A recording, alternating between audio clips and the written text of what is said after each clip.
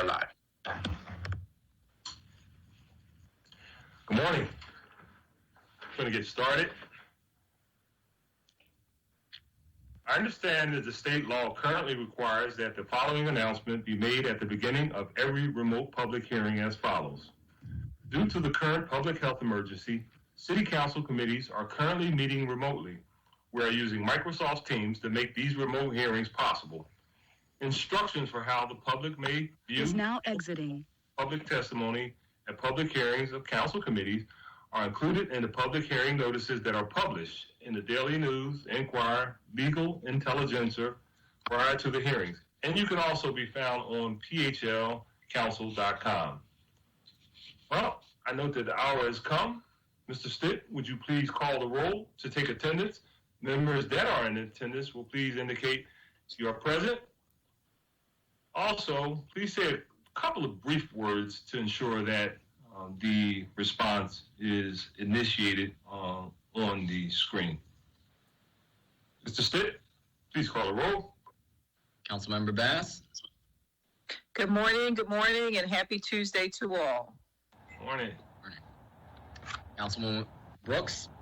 Good morning, everyone. How are you all? Morning. Councilmember Dom. Morning, Council President. Morning, Matt. Morning, colleagues. Is now administration, joining. and the public. Morning. Councilmember Gautier. Good morning, Council President. Good morning, colleagues and everyone. Happy to be here today. Morning. Councilmember Gilmore Richardson. Good morning, Council President. Good morning, Matt and colleagues. And my thoughts and prayers are with the Johnson family this morning. Thank you. Absolutely. Morning. Morning. Councilmember Green. Good morning, Council President. Good morning, colleagues. I echo the sentiments of my colleague, Councilmember Catherine Gilmore Richardson. I'm looking forward to another session of City Council and budget hearings. Morning. Councilmember Gibb. Good morning, Council President. Good morning, colleagues. I share the same for Councilman Johnson, and please vote June 2nd. Morning. Councilmember Heenan. Good morning, Council President. Good morning, colleagues. I hope everybody had an enjoyable weekend and never forgot, the purpose of Memorial Day weekend for those who made the ultimate sacrifice for our country. Thank you. Morning. Councilmember Johnson's absent. Councilmember Jones. Good morning, Mr. President. Good morning, colleagues. For those who celebrated Ramadan, Eid Mubarak. For those who celebrated Memorial Day, lest we forget, and hopefully you got to see respectfully some of your family at a distance. Morning. Councilmember O. Good morning, Matt. Good morning, Council President, colleagues.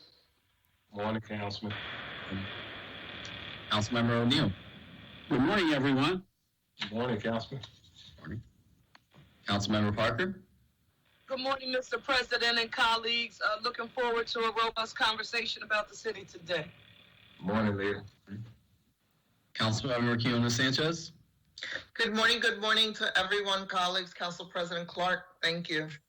Good morning. Councilmember Swilla. Zoom call with. Good morning, all. With the other colleagues, what I want to do is Councilmember Thomas. Morning. Good morning to my colleagues. I echo the sentiments of a lot of other folks praying for the Johnson family. Also want to recognize yesterday being Memorial Day and thank all of those who made the ultimate sacrifice. All right. Council President Clark. Thank you, and may God be with the Johnson family at this very trying time at the homegoing service. Our prayers are with you, and as always, we are there for you during these difficult times. So we have clearly established a quorum, so we're going to get started. Before we dive into what I'm sure will be a very informative session, I'd like to say a few words about today's process. The coronavirus pandemic has changed the world, and that obviously includes this council, so we're not in the same room. and it's been difficult, but we're getting a little better at this, and I want to thank our friends from OIT and all of the support systems that are in place. We will be changing a little bit in terms of the agenda. Today is the last day to apply for applications for mail-in ballots, so we will be moving the city commissioners first to allow for them to get back to the business of making sure that everybody has a safe and way to vote. I understand that we've actually exceeded projections in terms of people applying for the ballot. So I want to say kudos to the city of Philadelphia and its citizens and its voters. But we do have to get those processed, so they need to be out of here relatively soon. And if need be, we can call them back. We have a couple of callback days later on in the budget process.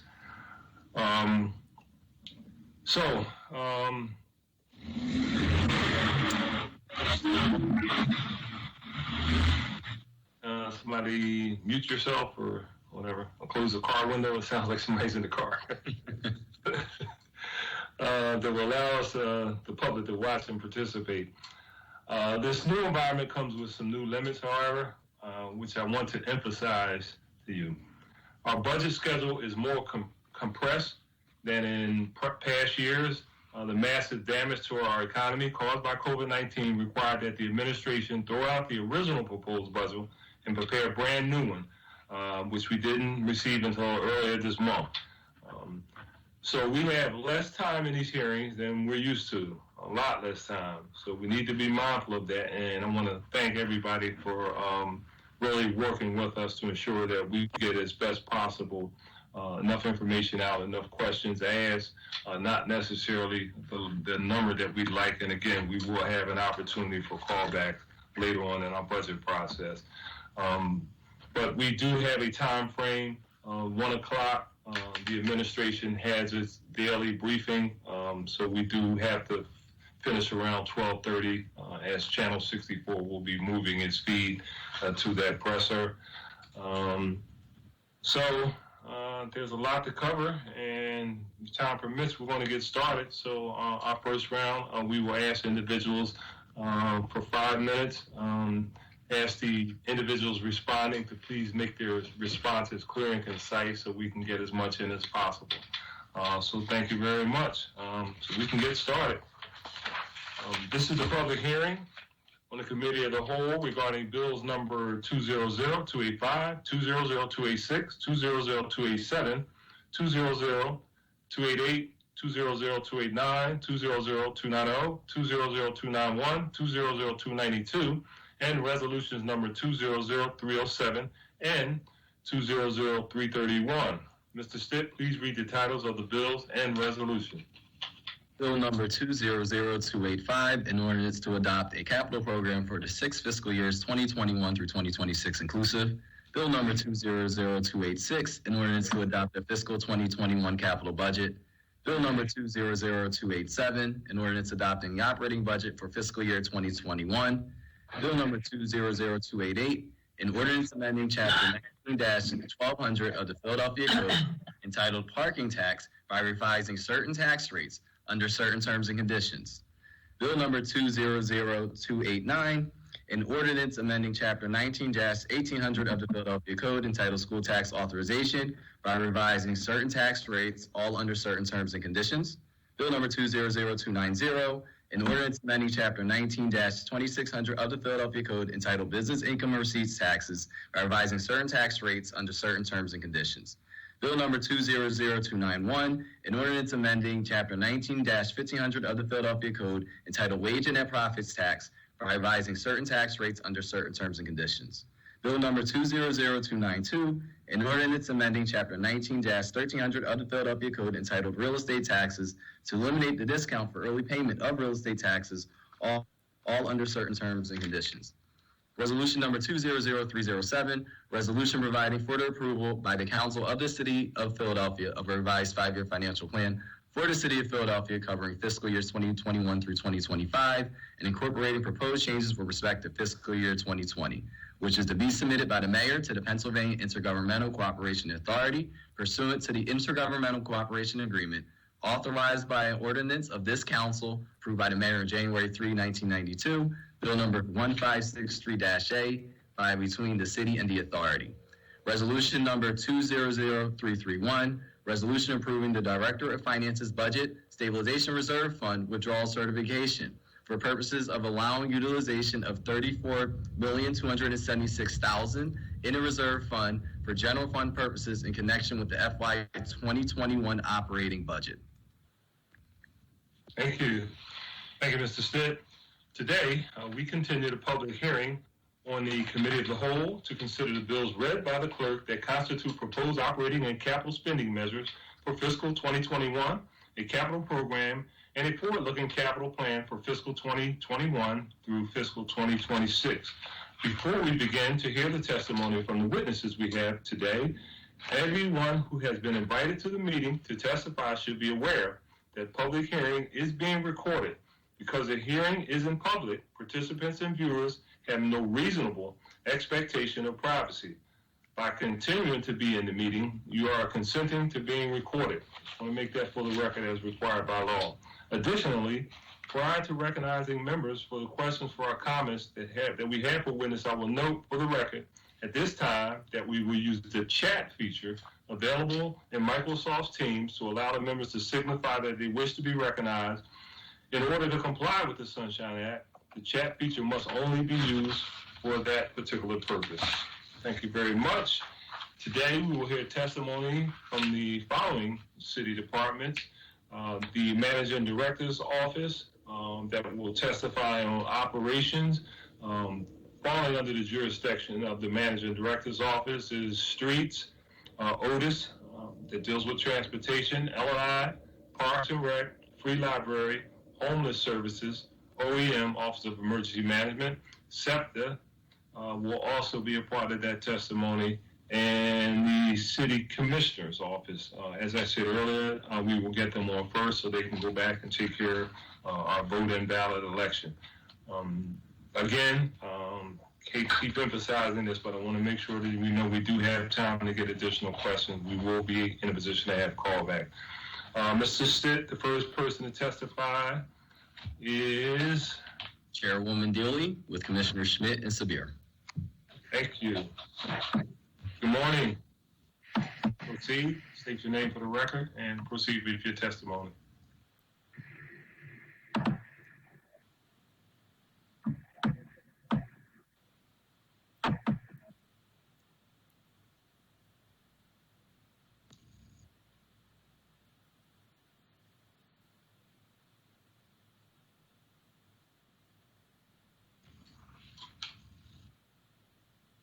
We're not hearing you, Commissioner.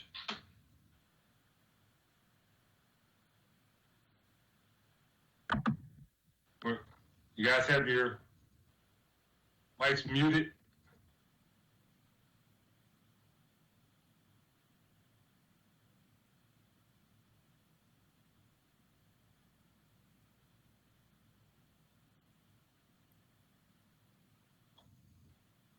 Commissioner Deely, I think you all have your mics muted, or somebody is muting you, according to my screen.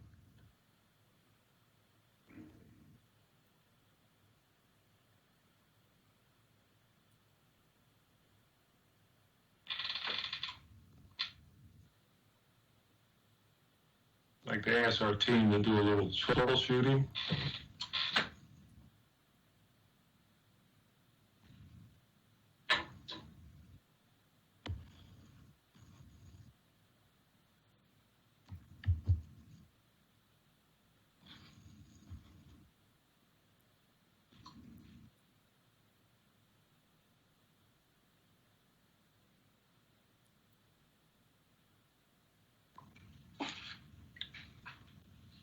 Hello? You hearing us yet?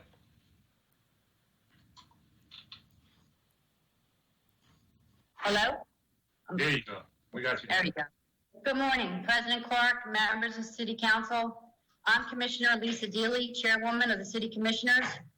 Joining me today are Commissioners Al Schmidt and our newest colleague, Commissioner Omar Sabir. Deputy Commissioners Nick Custodio, Seth Bluestein, engineers, and Budget Officer Lisa Coleman. I have provided written testimony on the Office of the City Commissioners fiscal year 2021 operating budget. To summarize, the proposed fiscal year 2021 general fund budget totals $12,229,691, which funds our department at fiscal year 20 levels. This is a decrease of $10,248,844 from our original proposed budget. The last fiscal year, we have had significant increases in our operating costs, primarily due to the recent passage of Act 77 of 2019 and Act 12 of 2020. The continued work associated with implementing a new voting system and the increased workload due to the presidential general election occurring in the second quarter of fiscal year 21.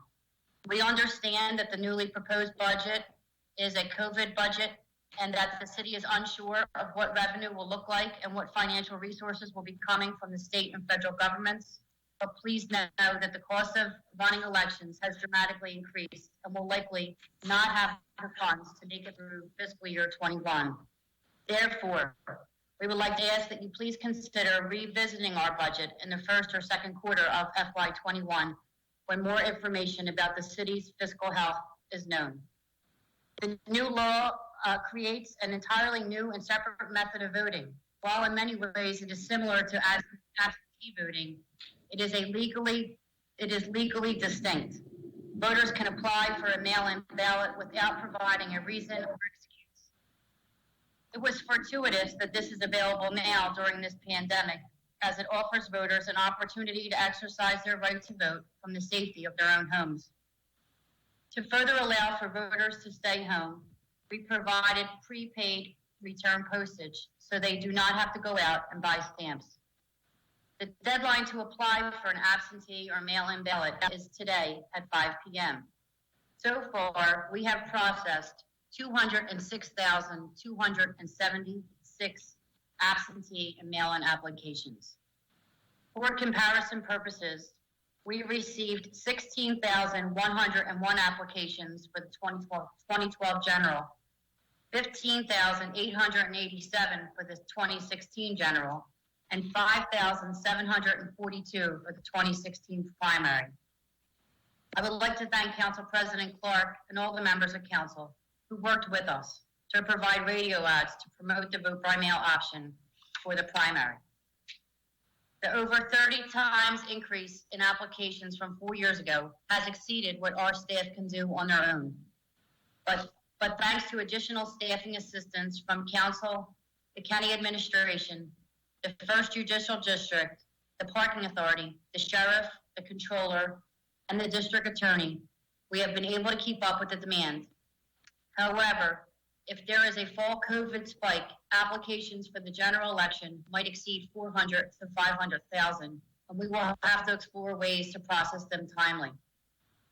In addition to the mail, we have set up a ballot drop box outside our City Hall office and are working with district council members for primary day drop-off locations in each council district. This is all in an effort to get as many ballots returned to us by the 8 p.m. June 2nd deadline. We also had to consolidate the polling places for the June 2nd primary. Instead of 831 polling places we had last November, we will have 190 locations on June the 2nd. We will be sending a postcard to every voter's household with their polling location. Ads will run in newspapers this week, and our polling place finder app on our website has been updated. Voters who choose to vote in person can go to pollingplaces.philadelphiavotes.com, type in their address to find their polling place. In addition to the additional expenses due to Act 77 and Act 12, the implementation of a new voting system has added significant ongoing costs to our budget in material, shipping, and labor costs. For instance, just the new paper ballots cost us $190,000 a year. The process to get those paper ballots returned at the end of the night requires renting 150 vehicles and engaging personnel in multiple city departments, something that we did not have to do with the old DRE machines.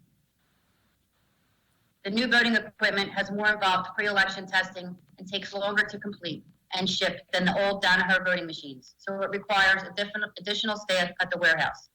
They ship in a different manner than the Danahers, so our shipping costs have increased. That was a big change from the last fiscal year. We had a successful rollout of the new voting system with the voter verifiable paper ballot. This success was thanks to the hard work of hundreds of city employees across multiple city departments. Leading up to last year's general election, our department trained thousands of poll workers, held over 800 educational events, and communicated with thousands of Philadelphians so that citizens of Philadelphia could be prepared as possible to transition to the new paper-based voting system. I know there were some who questioned the rush to debut this new system in November, but we were very fortunate that we did. Imagine the chaos of trying to implement a new voting system in a presidential year and during a pandemic. During these unprecedented times, managing a presidential election year in the midst of a global pandemic, we are committed to protecting and supporting the votes of every citizen of Philadelphia. We appreciate this opportunity to present our testimony and are happy to answer any questions that you may have. Thank you very much, Commissioner. Realizing your time frame, we're going to try to get you out of here as quick as possible. Do we have a couple of quick questions? One, I want to get a sense of your ability to conclude all aspects of what we're doing, i.e. get the applications in time, understanding the deadline, and being able to get the ballots back out, because I'm understanding there's a lag between the applications and the ballot actually being sent to the individual, then subsequently that individual having it in the drop box, and thank you for adding that feature. And the other question is, leading up to November, which is clearly a very, very important election, and we don't have to say why, what would you need in place to ensure that we have a seamless transition to that particular election, given the additional likelihood of there will be probably twice as many people voting in November? Thank you, Council President. So as of the close of business yesterday, every ballot was ready to go out to the voters. We had everything was complete up to the close of business yesterday. As we speak today, we are waiting for the mail delivery, which we anticipate we'll get hit with a lot of additional paper applications. And with the additional help that the other departments have provided us, we are confident to get those applications processed and those ballots out by tomorrow. We are putting the ballot box out front of City Hall and making more opportunity for voters to drop off their voted ballots. Will increase the number of ballots we get back significantly as people take advantage of that opportunity. As we look to November, we are seeing right now the many challenges that we're going to have.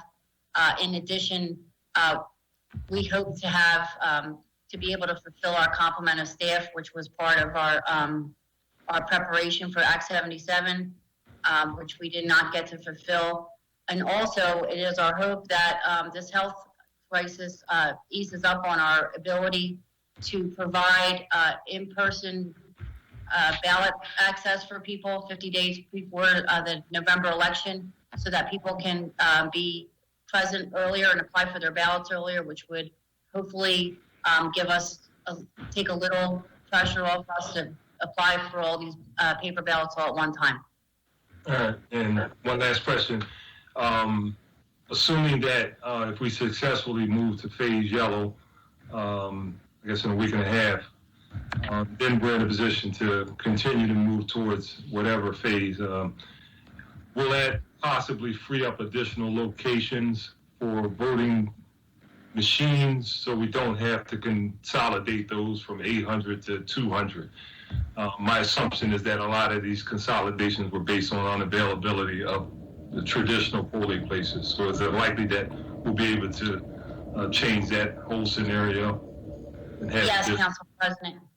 Precisely. We had to consolidate our polling locations due to the unavailability of a lot of the locations that we typically use because we are in a shutdown. And in addition, we consolidated because of that shutdown and the risk of the virus. We have not, we lost a lot of our poll workers.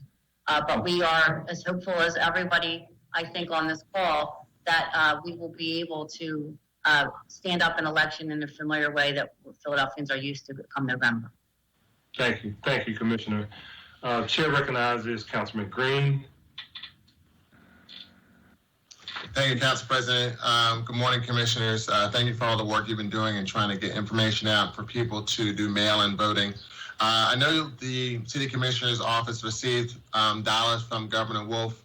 I'm curious in reference to conversations you've been having with some of your other county commissioners that in the fall, because there'll be a much more increased importance and number of people voting in the fall, if there's been any thoughts in reference to reaching out to the governor's office requesting additional dollars because of the possibility of having a second wave, as well as increased number of people voting. I know it's been a significant strain on people to volunteer. I'm curious if there's been any outreach in that regard. Thank you, Councilman. I'm going to let Deputy Commissioner Nick Custodio answer the budget question on what we've gotten. But for the record, we really haven't gotten any additional money from the state. We did get matching dollars in the grants from the state, but no specific increase from the state for any resources. Nick?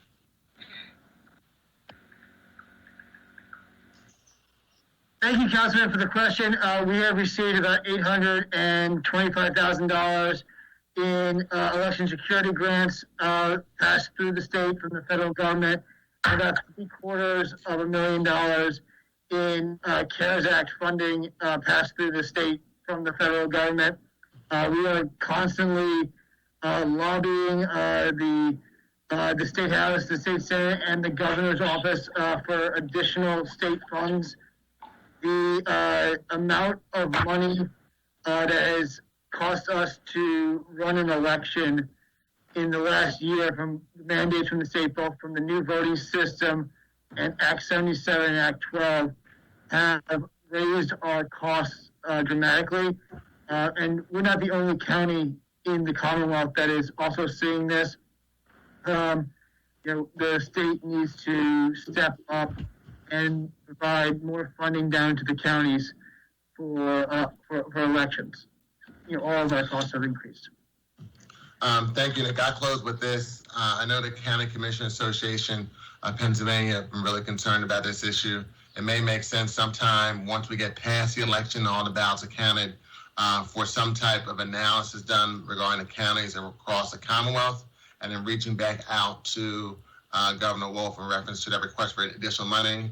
I know they're doing an interim or half-year budget, so that may make sense considering how many more people will come out in the fall. Thank you, Council President. Thank you, Councilman. Chair recognizes Councilwoman Gilmore Richardson.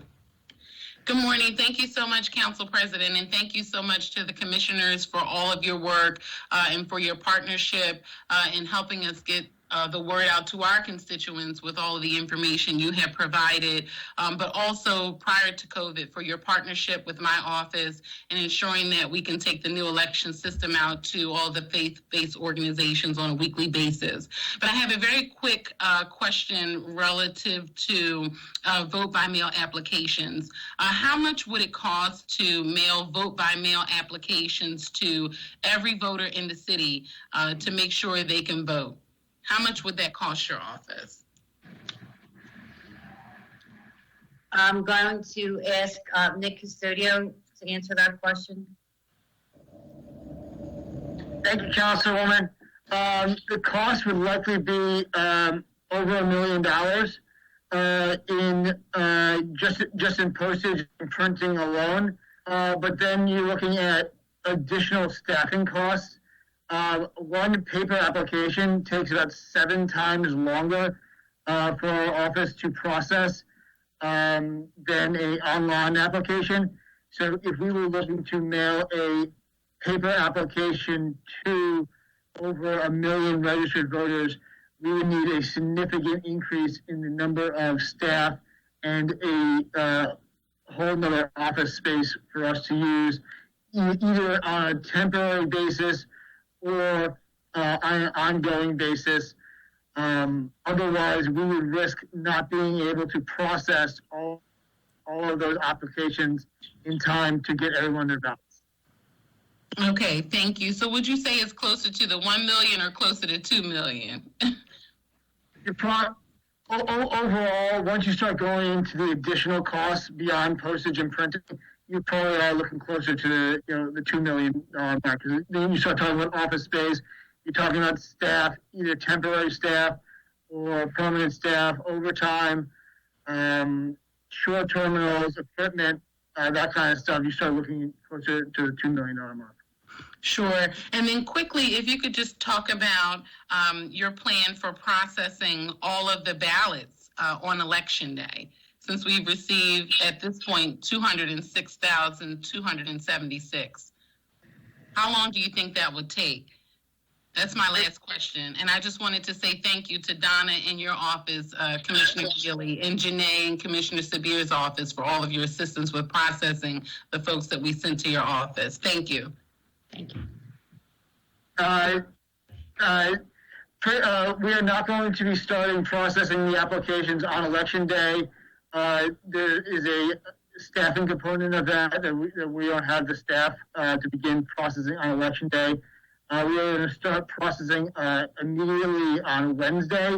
That's going to start with a review of the returned ballots, opening them, and then beginning to scan. Overall, it may take up to a week to process them all. And also, please keep in mind that the military and overseas ballots are not due back to us until the 9th. So at the very least, we're not even getting all of our ballots back until the 9th. Thank you. Thank you, Council President. Thank you, Councilwoman. Chair recognizes Councilwoman Gauthier. Thank you, Council President. Good morning, Commissioners. Thank you for all of your hard work in making sure that this election goes well. Given the speculation that we could have a potential second wave of this virus, what is the likelihood that we could send the actual ballots to every voter to ensure that everyone can vote safely and that they don't have to risk their health to participate in our election? Thank you, Councilwoman. Right now, that would require a change in the state law for us to be able to mail a ballot to every voter in Philadelphia. Thank you. Okay. Thanks, Councilwoman. Chair recognizes Councilwoman Parker. Good morning, Commissioners, and thank you, Council President.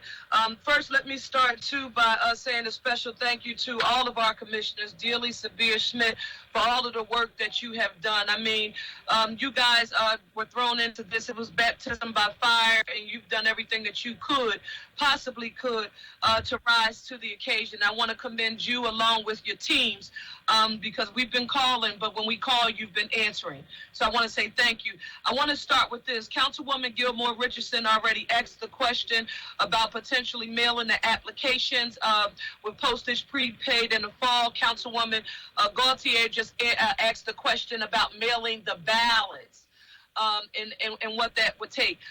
With that being said, I've got to ask you, because I've communicated to you on numerous occasions, it is impossible for anyone to look at the number of vote-by-mail applications that the city of Philadelphia has received and not look through them through a disparity lens. And when I say a disparity lens, I'm talking about across the board. I'm talking about social and economic status. I'm talking about race, and then this digital divide that are relative to technology that is all of a sudden swept across the city is dinging us in public education with the number of students that are getting access to online education. It's dinging small businesses that didn't have the technical capacity to apply for applications. And now it's dinging voters, right, who may not, be as savvy relative to technical use and or have immediate access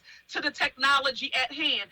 With that being said, I want to ask you, what innovative and creative strategies do you think that we will be able to come up with between now and the general, similar to the pickup locations that we are doing now? And thank you so much for that, one per council district.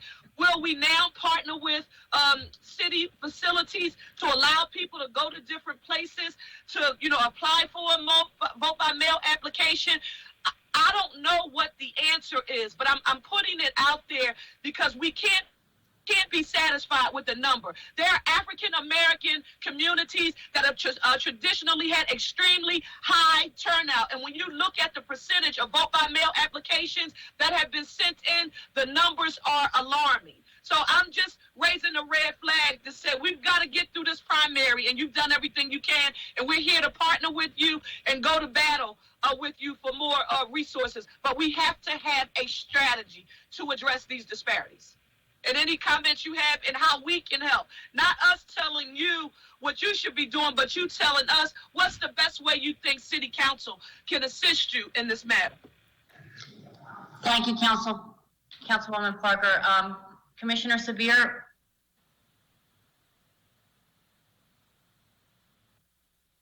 Hello? Can y'all hear me? Can everybody hear me? I hear you, sir. Yes, I can hear you, Fish. Yes, so we've been working on this community outreach plan. We definitely want to take out radio ads with African American outlets, and of course the African American newspapers, such as the Philadelphia Sun, the Tribune, a lot of various community organizations. And we also want to do geofencing to target areas which are primarily areas where we see people are not applying. We can have different information on social media platforms, because a lot of the social media platforms has been a vehicle by Washington, D.C. to disseminate negative information about voting. So a lot of people don't trust the information, or there's misinformation.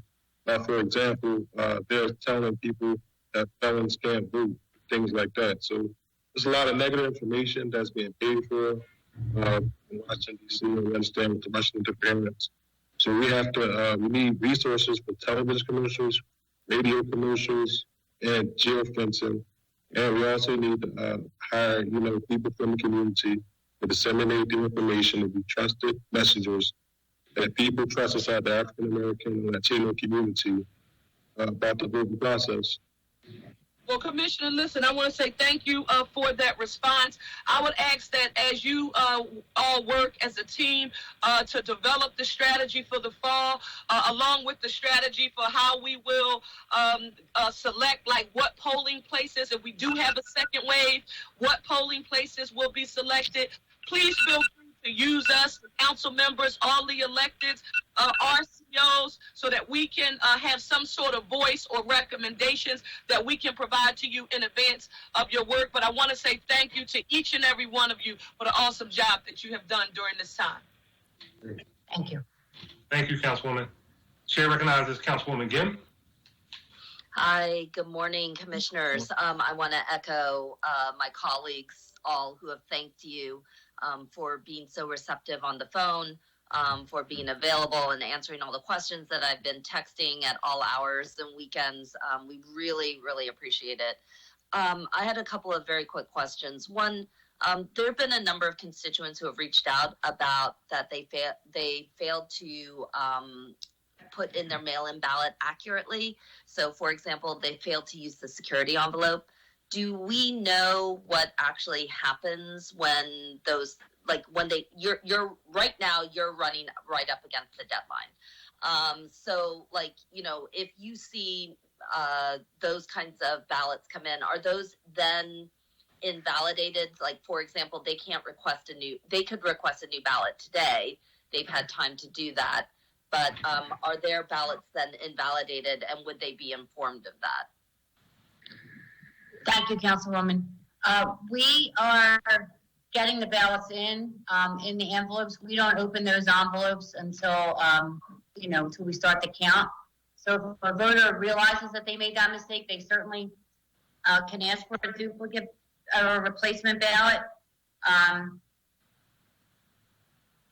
but if we get a ballot that, as long as it has been my experience with elections that as long as the intent of the voter is clear and the security of the envelope is intact, the vote will be counted. Okay, thank you very much. And I assume that, are there plans to have a more public accounting for how the June primary went? Like, will there be a larger kind of like grouping, or will you do that mostly within the context of your commissioner hearings and public meetings? Yeah, it is. It is my intention because this was such a unique election cycle, and with the many layers and the many challenges that we've witnessed at every turn, to have like a debrief, so that we can take stock of the decisions that we made that were good and the decisions that we made that maybe weren't so good, where we could improve. And certainly we will look to all of our colleagues in council to help us in the event that we would have to do this again in November. We will do it armed with the knowledge that we take with us from June 2nd. Exactly. Thank you very much, Commissioner. And then my last question would be, you have a marginal increase. I think there was something like $1 million allotment or something that barely covers some of the needs that you have going on. You are not only, this budget session not only covers the November 2020 election, which is highly critical, but also the following May primary. What are things that you think will or will not get done, with the current budget that you've got going on right now? I mean, quite frankly, with the current budget that we have going on right now, we would be in danger of not being able to have the November election stand up. Understood and heard loud and clear. Okay, thank you very much, commissioners, and we really appreciate all the work that you've done. Thank you. Thank you, Councilwoman. Chair recognizes Councilwoman Vance. Good morning. Good morning. How are you, Commissioner? Great. Thank you. Good, good. I just have a statement and a question, and I just wanted to say that I just wanted to rewind a little bit, because last year at this time there was a lot of criticism for the commissioners for the machines that were chosen, and that criticism, in my opinion, was really misplaced. I thought that the focus really should have been, and still should be, in light of the situation that we're in now, the focus really should have been on a statewide process and selection. And I think that questions, confusion, issues across the board could have been handled, just across county lines, no matter what part of the Commonwealth that you're in. And so I just really wanted to state that again, that, I think that the machines themselves were not the issue. The issue was really the process, and that we should have been able to rely on Harrisburg to really help us, help the entire Commonwealth in terms of making a selection. But now here we are. And as we get ready for next week, I've heard a couple of different, my question was asked a couple of different ways, but I'm not really sure that I got the answer I was looking for. And the question really is, post June 2nd, a strategy to avoid the onslaught of mail-in ballots. So just, from your earlier statement, you suggested that you thought that come November, we might have an onslaught of these ballots. Is there a strategy? Does that rely primarily on, the budget that you all receive, or an increase in the budget from the government, from the state, or how do we avoid an onslaught, I guess, is really what my question is. Well, thank you for your question, and thank you for your support with regards to the machine selection and the process. We're hoping that as we approach November, we will go to green as a county, and then we'll be able to roll out Act 77 in the way that it was meant to be implemented. So that would give communities the opportunity to vote early in a way, because they could they can come and apply for no excuse mail-in ballot and get that ballot on the spot and vote. And that hopefully will take a burden away from having all the mail-in ballots come in, through the postal service all at once. And that would also help with Councilwoman Parker's valid concerns and comments, because that would enable us to get into the communities, before election, talk about the opportunity to do a no excuse mail-in ballot, talk about the opportunity for voters to vote before election day at a early voting center or a vote center for mail-in ballots with no excuse. We had started down that road, looking at locations that we could have throughout the city, and have people come in churches and organizations, bring people in to apply. But unfortunately, the virus, stymied all those plans and efforts. So hopefully, we'll have an opportunity to see Act 77 in its full potential. Obviously not its fullest potential in such a short time frame, but hopefully we'll be able to have some opportunity for voters to vote on a ballot before the deadline, before racing to get it in the mail. They would be able to do that in person, but that will require resources for staff and everything else. Gotcha. Thank you, Mr. President. Thank you, Councilwoman. Chair recognizes Councilwoman Brooks. Good morning. I want to start by saying I share the sentiments of my colleagues, all the amazing work you guys are doing over there. It has been a pleasure for me and my team to work directly with you on some of the issues that my colleagues brought up around the digital divide and voter suppression and how we can get these applications out to the community.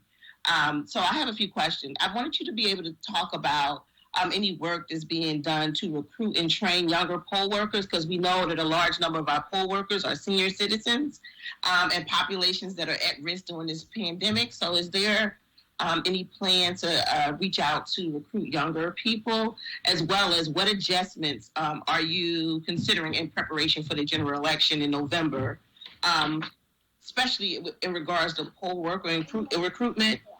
Hold on one second, sweetheart. And is this cost included in the $2 million estimate that you mentioned to my colleague, Catherine Gilmore Richardson? Thank you, Councilwoman. That's a great question, and that has been a passion of mine since being elected, getting the word out to our young people about the importance of voting, getting them to start early, and hopefully be participants in the process as they grow older. We did start a student poll worker program, and that we piloted it, and now we have the pandemic, and the schools are closed, so it's been a little bit of a challenge. But we hope to really roll that out again for the November general election, where we know that we'll have much more interest from our young people in a general election, and certainly provide an opportunity for young people, 17-year-olds, to work the polls with us on election day. I partnered with Vote Dad John and the school district and other organizations to do all that we can, Millennials in Action and several different organizations, and in trying to get young people involved in the process. And now that I have a much younger colleague in Commissioner Schmidt, and Commissioner Sabir, I'm sure that my colleagues will continue that great work, and we'll get all that we can and do a better job of getting some young people at the polls working for us in November, because the level of interest is certainly much higher in a presidential in a general election.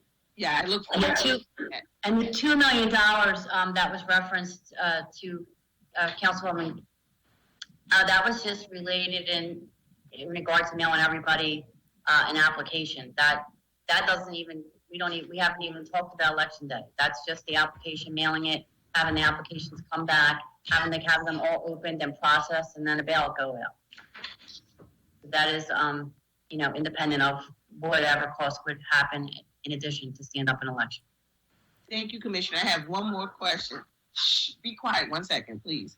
Can you talk about the app that you created to increase civic engagement with young people, and has it been successful, and how are you measuring the process? And how would third-party, independent, and more progressive movements be represented in using that app? I thought it was a really good initiative that you guys launched in the beginning. And I just would like to see what it's going to look like moving forward. And that will be the end of my questions. Thank you. Thank you, Councilwoman. The app is actually one of the items that we are hoping to be able to fully implement. It was Commissioner Severe's initiative, and that is part of our budget constraint that we have now with this new budget that we had. With our previous budget numbers, we had expected to implement the app and roll it out. We had thought we would roll it out, as soon as possible, but then the virus, and now we have the general election, and now our budget has been drastically cut, making it, a challenge to be able to do that. That's one more thing that that is the victim of our budget cut at its present numbers. Thank you. Thank you, Councilwoman. Chair recognizes Councilman Thomas. Good morning. Just want to start by echoing the sentiments of my colleagues and commending the commissioners for the great work they're doing, as well as the opportunity to partner with you on a number of different occasions. I too appreciate all you've done, and I just have a few questions. I know you have to go, so I don't want to be too long.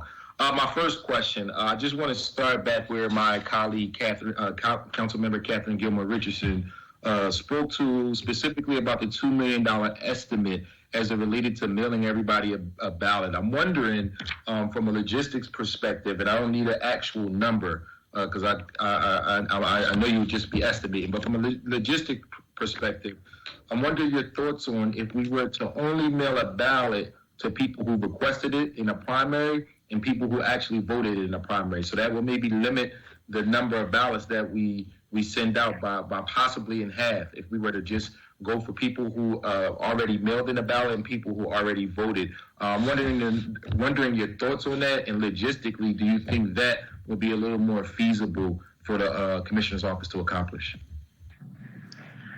I'm going to call on Nick Custodio to answer that question.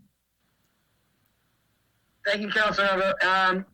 The issue is, like the chairwoman said earlier, state law right now does not allow us to just send a ballot to voters without an application. However, Act 77 did have an expansion of the permanent mail-in and absentee lists. So there's a box on both the online and paper applications that voters can check to get onto the permanent list. So all of the voters who applied to be on the permanent list will be automatically mailed a ballot for this November's election immediately at the beginning when we start mailing. And then in February, they'll get another application to ask them if they would like to continue to be on the permanent list for next year's elections. That's amazing. Do you know how many people have signed up so far to be on that list? An approximate, maybe? I'm not sure off the top of my head, Councilmember, but I can look it up and follow up with your office afterwards. I know, especially in the beginning, especially via the onlines, the number was fairly significant. Thank you. So real quick, because I know you have to go, I'm wondering, when you set up the early voting centers, approximately how much does it cost us to set up an early voting center? And do you think that increasing the number of early voting centers leading to the general election would help with some of the logistical issues you have? And after that, I am done. Thank you, and thank you, Council President, as well, too. Thank you, Councilman. Well, I'm going to answer the second half of that myself, and then I, as far as the cost, I don't really know that we have any estimated costs. If we do, Deputy Custodio will answer. But certainly, I believe that if we are able to have some of these locations throughout the city and various communities, it will give us a unique opportunity to engage with people before Election Day, get people signed up and voted already, and that could have the potential of drastically limiting the number of paper applications that we get in the mail. As far as the cost, Nick? Thanks, Councilman. I can look up the costs and follow up with your office afterwards. We were doing some basic estimates. Basically, is a staffing and equipment cost.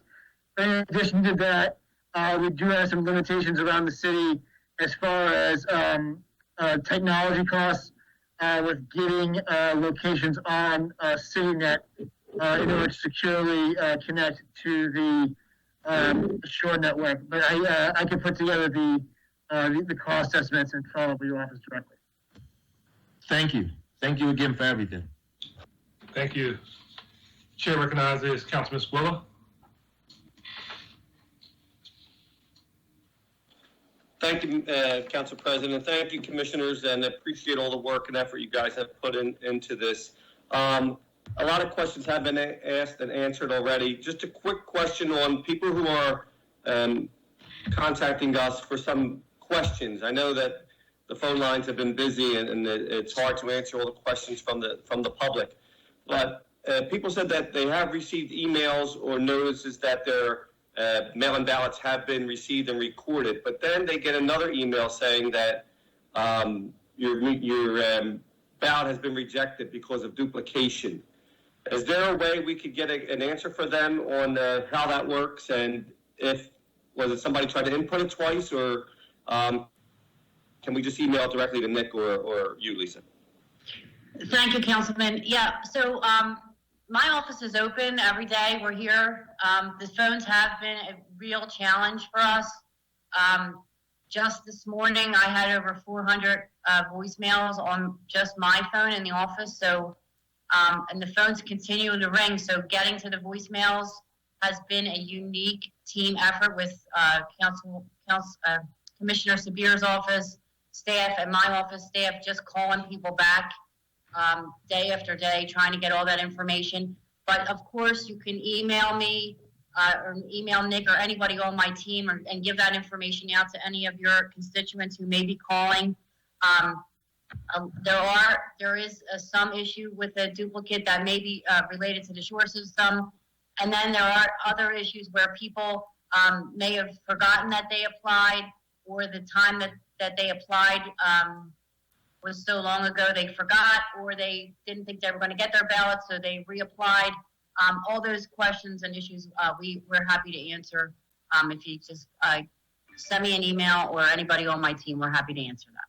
Or you can give it to us as well. Okay, yes, thank you, and I appreciate it. I know we've been hounding you guys for the last several weeks, and I appreciate your responsiveness and your team's responsiveness. And it's not that always you like the answers you get, but we do get answers from you guys, and that's the most important part. So thank you all for what you're doing, and we'll continue to work with you to get through this. I will, if I may, Councilman, I'm going to have Nick Custodio address the dupe issue from the technical standpoint so that everybody has the answer, because I know voters are calling about it. Nick? Thank you. Thank you, Councilman. So yeah, if you get a constituent that has that, feel free to forward that over to us. Specifically in the case that you mentioned, where a voter has submitted their vote and has voted already, if they're getting a thing on a duplicate, they should ignore it because their vote is counted. They send their ballot to us. The issue is every time you sign up on the state's website to you apply on the state's website, it creates a unique record for you. So though your first application was processed correctly, all your subsequent duplicate applications, you'll get an email when those are rejected as duplicates, because we're only sending one ballot per voter. Okay, thank you very much. Good. Thank you, Councilman. Thank you all for your questions, and thank you, Commissioners, for your responses. We're going to let you guys go so you can get those applications processed. Still waiting for mine in the mail. I understand it's a very, very lengthy process, and I appreciate the fact that we're getting much more significant response than we anticipated, so that's a good thing. So thank you all, and thank you for your testimony. We look forward to talking to you after this is all over to see what we can help you do to improve the process. Thank you. Thank you so much. Thank you.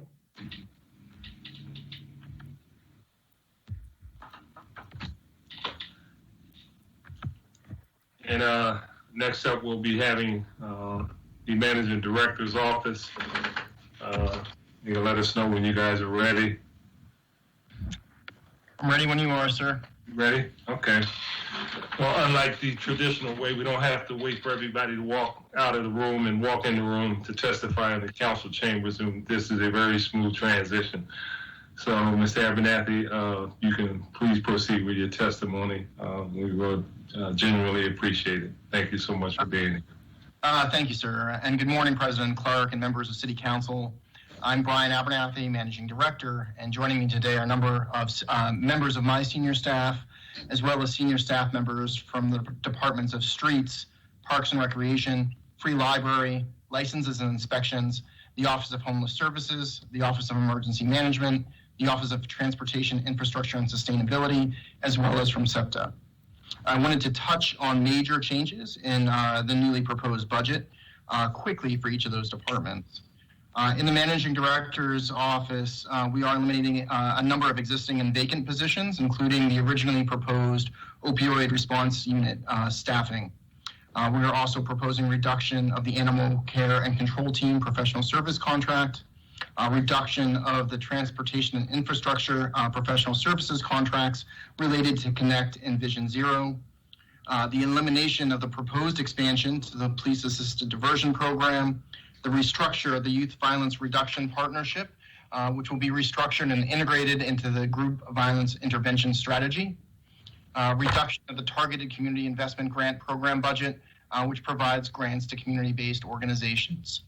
And finally, reduction of legal services contract with the Defenders Association, as well as some decreases in class of 3 and 400. In the Department of Streets, they have completely deferred the citywide expansion of mechanical street cleaning and eliminated a number of programs, including Future Track and Keep Philadelphia Beautiful, that do not contribute directly to core services. The department will defer investments to enhance project management, and notably, the department was able to negotiate a reduction in recycling rates, and this is positively reflected in the proposed budget. In Transportation and Infrastructure has consolidated zero waste and litter cabinet within sustainability and restructured sustainability's climate and resiliency focus to reduce and delay new hires. Requests for funds for professional services have been significantly reduced, and the solar rebate program has been eliminated, and funds for efficiency improvements to municipal facilities have been shaved down. In Parks and Recreation, there are reduced operating hours in a number of our recreation centers. We've eliminated a number of part-time and seasonal positions, and the Dell season will not happen this season, and pools will not open this season. At the Free Library, we have moved to 5-day service at our neighborhood branches and eliminated part-time and seasonal positions. At the Office of Homeless Services, the general fund has been reduced by $12.9 million, and those expenses have been charged to the new emergency shelter grant program, and a small number of positions were also eliminated. And finally, in Licenses and Inspections, the department's public demolition program will be slightly reduced.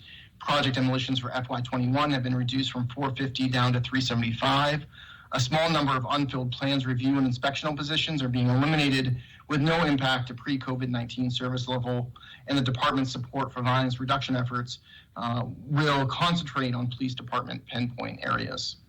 That concludes my brief summarized testimony, and happy to answer questions as well as the departments that are present. Thank you. Thank you, Managing Director. I've got a couple of quick questions, and as members are teeing up. Real quick, Mann Music Center. What's the city's relationship with the Mann Music Center? The Mann, actually, Deputy Wilson, are you on? Yes. All right. Good morning, Council President. The relationship with the Mann, the Mann is a lease entity to the city. We do provide them with some support on the capital side, but for the main part, that's a nonprofit organization that runs that structure or runs that venue. The first part, you said they have a lease? Yeah, it's a lease agreement with a nonprofit entity that manages that venue. And the owner is? The city.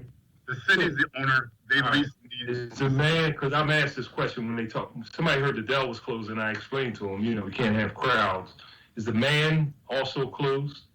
The man has, my understanding, the man has not, or that I have not gotten any information on them running any events this year. So I believe that their schedule has been suspended. I have not heard from them for anything that's later in the summer. Okay, if you could just check, because as soon as they hear the Dell, which is adjacent to my district, people ask me about the man. We'll check on that. Okay, thank you. Real quick, Staff Abernathy, got a couple of quick questions about the MDO's office and OEM, and you guys essentially been at the center of this whole response to the COVID-19 issue. And I know that roles have shifted as we move through this process. I know here in council, we've shifted our response doing different advertisements, Zooms, and now we're moving to the budget process and stuff. In terms of the process, will you all be shifting your role? And I've seen a little bit of that focus shift. Can you just kind of quickly talk to me about the shift in your responsibility and how you will strategize as you move along? And then added to that question, I want to ask you what your role will be in the economic recovery aspect of what we need to do in the city of Philadelphia. Certainly. The Office of Emergency Management is primarily a coordinating and facilitating agency and planning agency. And so when the crisis first began, we did follow basic incident management protocols, which stood up a unified command group, which consisted of myself, the Chief of Staff, the Chief Administrative Officer, Commissioner Teal is also the Director of Emergency Management, Commissioner Outlaw, and the Finance Director and Health Commissioner, as well as the Law Department. And I feel like I'm forgetting someone in that group, and I apologize now. That unified command group met daily, twice a day, to talk through what happened and what initial responses needed to be made. And so as we looked at, say, the initial response of standing up the Leah Core Center, those decisions were made by the Unified Command Group under Incident Command. Mayor often sat in on those as well, and so was aware as we made those decisions.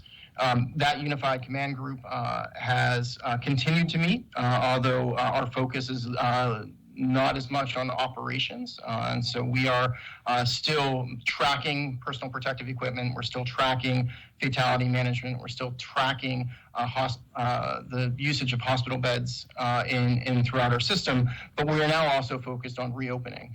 What precautions do we need to take? What levels do we need to hit in order to move from red to yellow, yellow to green? What precautions do businesses need to use, and what business guidance do we need to provide? And then how does our recovery committee begin to make sure that we get the most out of our financial recovery and make sure we don't leave any dollars on the table as it relates to CARES and to Stafford Act money. All of that work continues, and certainly is now exiting. And again, that Unified Command Group is a cross-section of agencies. It's not, while the Office of Emergency Management certainly staffs that group and provides, again, facilitation and staff support. It is not the primary driver, and I wouldn't say would declare it as more of a facilitator than I would say it is a convener rather than necessarily a leader. Okay. You answered my next question, which was maximizing state and federal resources that could be available. So you guys in OEM, I guess, particularly as it relates to the early phases, will make sure that happens. During the course of all of this, and we've never been through anything like this before, we've had starts and stops as it relates to the relationship between the council and the the legislative and executive branch, and from time there had to be a request for briefings and information. As we move toward the recovery phase, have you all given any thought to having a more inclusive type of relationship with council? Because we've been asked to step to the plate and pass legislation in a timely way, doing whatever we had to do. And in all honesty, in I guess a very public way, we would like to see a more inclusive process. Members of council do have good ideas, and that's not suggesting that somehow you all are not interacting with us, because we do. But we are in this together. I mean, this is a real deal, and we would like to be in a position in real time, not necessarily after decisions are made, to say, well, we're going to give you a brief, and this is what we did, this is what happened. It would be a little better for all the citizens, I think, that if we had those conversations early on, if you know what I mean. Yeah, yes, sir, and happy to have that conversation. I would say it in a productive way. Figure out what that structure is and make sure that you all included it. To your point, you all have been incredible partners throughout, and we do know that we've had to move quickly and in a way that has not, none of this has been normal, and appreciate y'all's patience and willingness to kind of trust us to help manage that. But I certainly understand your point, and happy to have that conversation, figure out what that interaction looks like. Yeah, and for the record, you've always been very responsive. Just want to let folks know it's not to that degree, But you got a couple of things on here that I'm a little concerned about in terms of cuts, and I know that the police department, we're obviously keeping hold. The mayor has said, I've heard him on a number of occasions, he wants to make sure that we stand up education, we stand up public safety, and I'm all for that. But particularly on the public safety side, there are underlying issues that we've talked about for a long, long time. You all understand that, and you all have been a part of those discussions. And I'm a little concerned that we're cutting back on programs that deal with the front side. As an example, this issue with respect to workforce development. People have jobs. It's a clear relationship between the likelihood of that person having an interaction with the justice. Is now joining. This issue about violence prevention office. There's a clear relationship. This issue around poverty. There's a clear relationship. So, and I don't know what role you play in terms of the operating side of it, but just want to say that there's a concern that if you don't stand up the front side, I think the back side gets worse, not better. Can you just kind of talk to me if any role in the NDO's office being responsible for the degree that you are about where the thinking is? So on violence prevention specifically, I'll start there.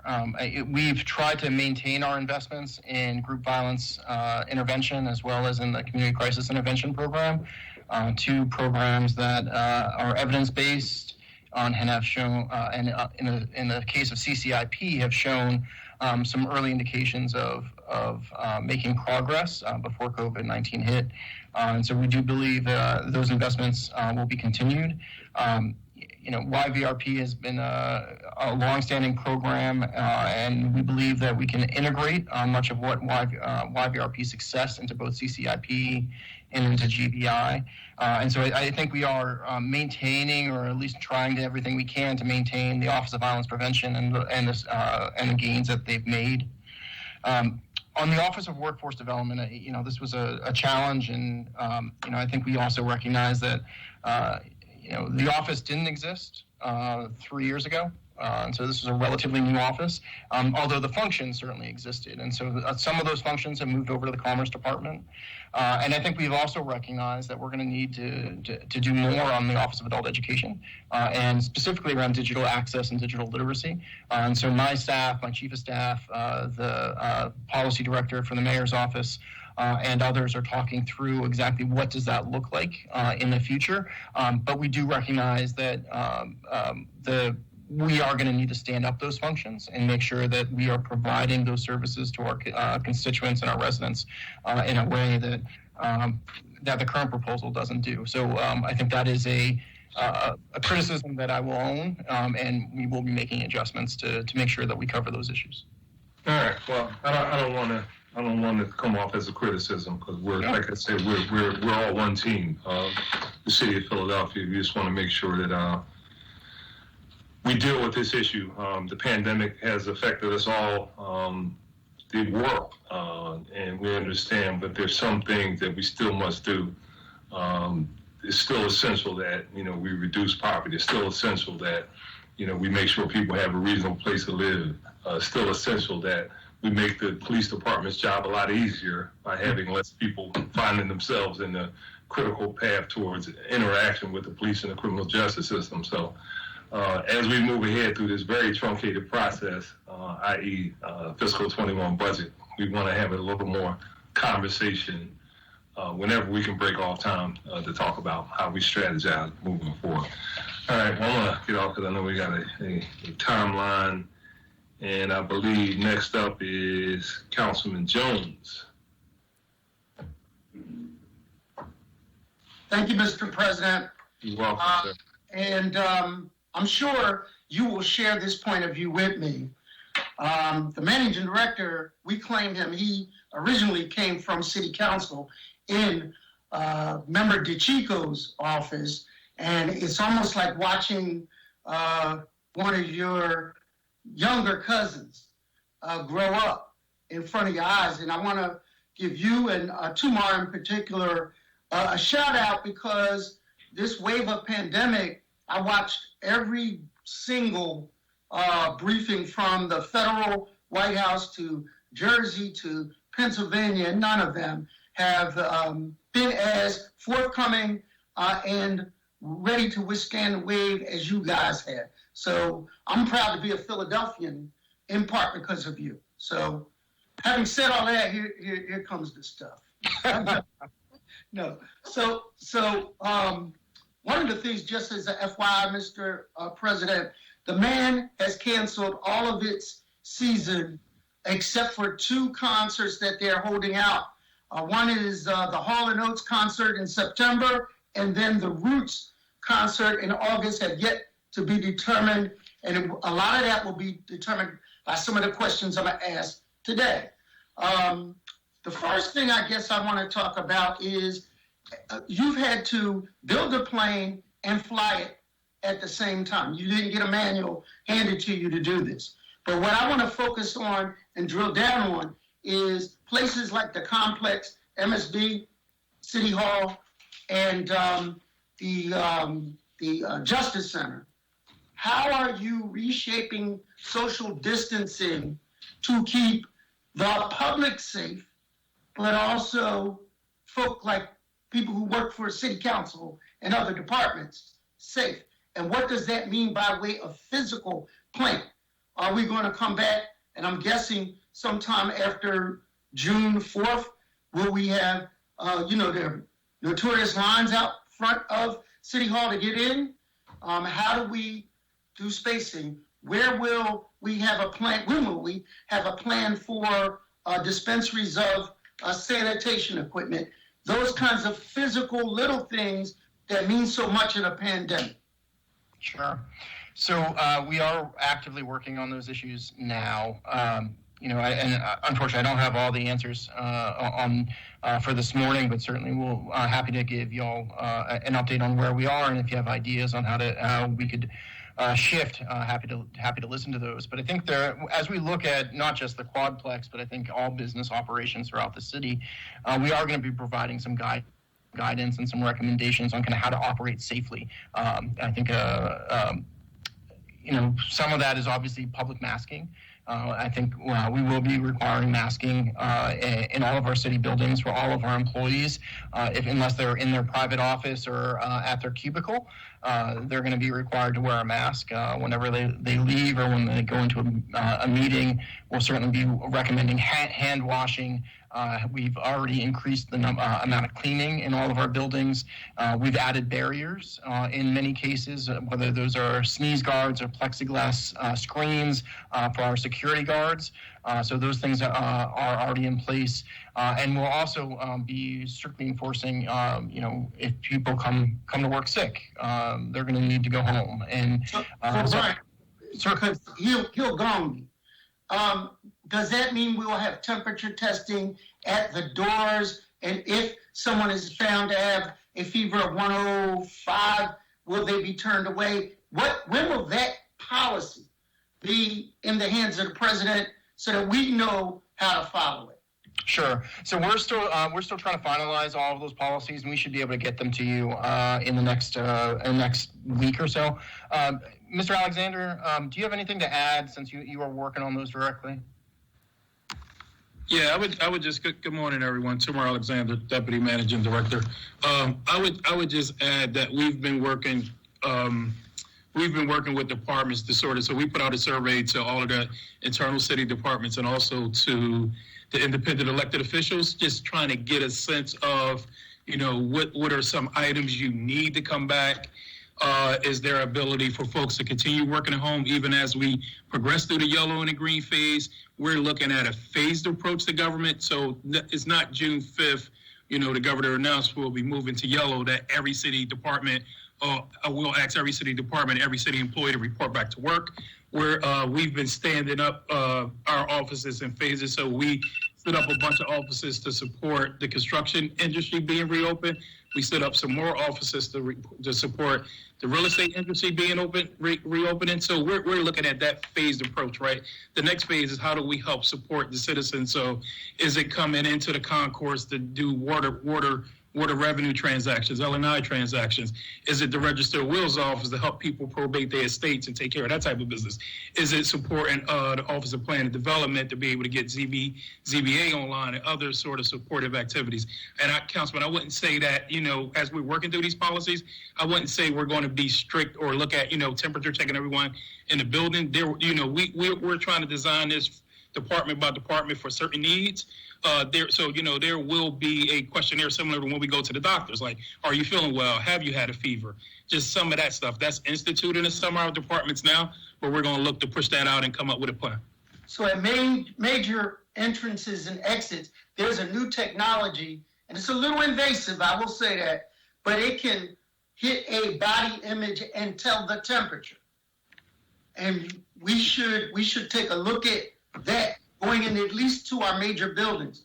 And now finally, will there be I've been talking to a lot of the small businesses in the city of Philadelphia, as you know, Mr. Alexander, and they are anxiously anticipating regulations that can be given to them on how they slowly, softly open back up and be able to, from Main Street to Market Street to North 22nd Street, as you say, Mr. Alexander, in an equitable lens, be able to open up. And so I know there are groups meeting. Tell us who they are that are around that table, what voices, and when can we expect a manifesto? So like Brian mentioned, we're trying to get that out this week, next week, trying to get ahead of the June 5th sort of yellow phase reopening. But it's all departments. So it's OIT at the table, it's Managing Director's Office, it's Commerce Department, it's departments all across city government that's sort of at the table, and we're being led and sort of coordinated by the Health Department and the Health Department's guidance. So we're going to have those individual guidance / regulations for those industries on how, once we reopen, how they can continue to socially distance and continue to keep citizens safe and continue to also, try to recover their businesses as well. So. Yeah, and just to also piggyback on that, in addition to the internal departments, we're also inviting input from the restaurant industry, the hospitality industry, those businesses that are actually going to be impacted by the regulations that we are putting out forward, and Commerce has helped us coordinate that advice. Thank you, Mr. President. Thank you, Councilman. Chair recognizes Councilwoman Parker. Thank you, Mr. President, and let me echo the sentiments that you've heard from Council President Clark and Councilman Jones, Brian, Tumar, and all members of the MDO team. No one can prepare you for this moment, but you've done your best to meet it. I want you to know that I don't apologize for blowing your phones up and calling you and texting you at all times at night, in the morning. That's what I'm supposed to do. What I do appreciate is the responses that you've given to me. With that being said, Brian, many of the departments that fall under your purview, streets, L&I, parks, rec, homeless service, OEM, these are the frontline workers. We've listened to the briefings and we're keeping track of the numbers citywide. We thank you for the efficiency in reporting them, but we need to know, out of those frontline workers, I'm interested in the demographic information relative to our city's employees who contracted COVID-19. For example, how many streets department employees have contracted COVID-19? What divisions are they in? For example, sanitation. What's the racial, ethnic, and gender breakdown of streets department employees who have contracted COVID-19? How many have recovered and how many have succumbed to the virus? And I'm going to ask the same thing of SEPTA because of its frontline workers. Have we collected or do we have any of that type of data online available? So, council member, we've taken a citywide position that we won't be sharing the numbers of people who have been impacted by COVID-19 by department. That we found very early that the press had tried to identify those employees, and for the sake of their privacy, didn't feel like to have that conversation publicly was helpful for the public conversation, and wanted to protect our members' privacies. Now, having said that, if I'm happy to have a conversation with you to kind of talk through what those impacts are on our workers, what we have seen, what our challenges have been. Not trying to hide that information from you as our partner, but it is something that we don't think has had a benefit to have a public conversation on. And relative to public safety and privacy, let me say I understand that perspective, but I would, even if it is not based on department, what should suffice is the ability for the city to tell us what the demographic data is of all of the city employees who contracted COVID-19. Give us a racial, age, and if you can't give us department, but the public and we should have a snapshot of how this is impacting frontline city of Philadelphia workers. And again, the part of the reason why I asked this question is because I introduced a resolution in council to hold hearings about the safety and well-being of workers in the sanitation division. And I look forward to having a hearing, but Brian, that hearing is going to switch now, right? Instead of just general safety, it's going to talk about how sanitation workers have been impacted by COVID-19, as well. So that information would be extremely important to me. Next, help me with this. Residential trash collection is skyrocketed. It's through the roof. Commercial trash collection is declined. How has this impacted our pickup schedules and that kind of processing? That's for streets. And then before my time is up, I have to get to a question about rebuild. Certainly. So, I think we have been pretty clear that our collection times during a recycling week often run a day, sometimes 2 days behind. While during a regular sanitation collection, we're generally running on time or a couple hours behind. But Commissioner Williams, I don't know if you have anything else to add? Sure. Good morning. This is Commissioner Carlton Williams from the Streets Department. Hope everyone is staying safe.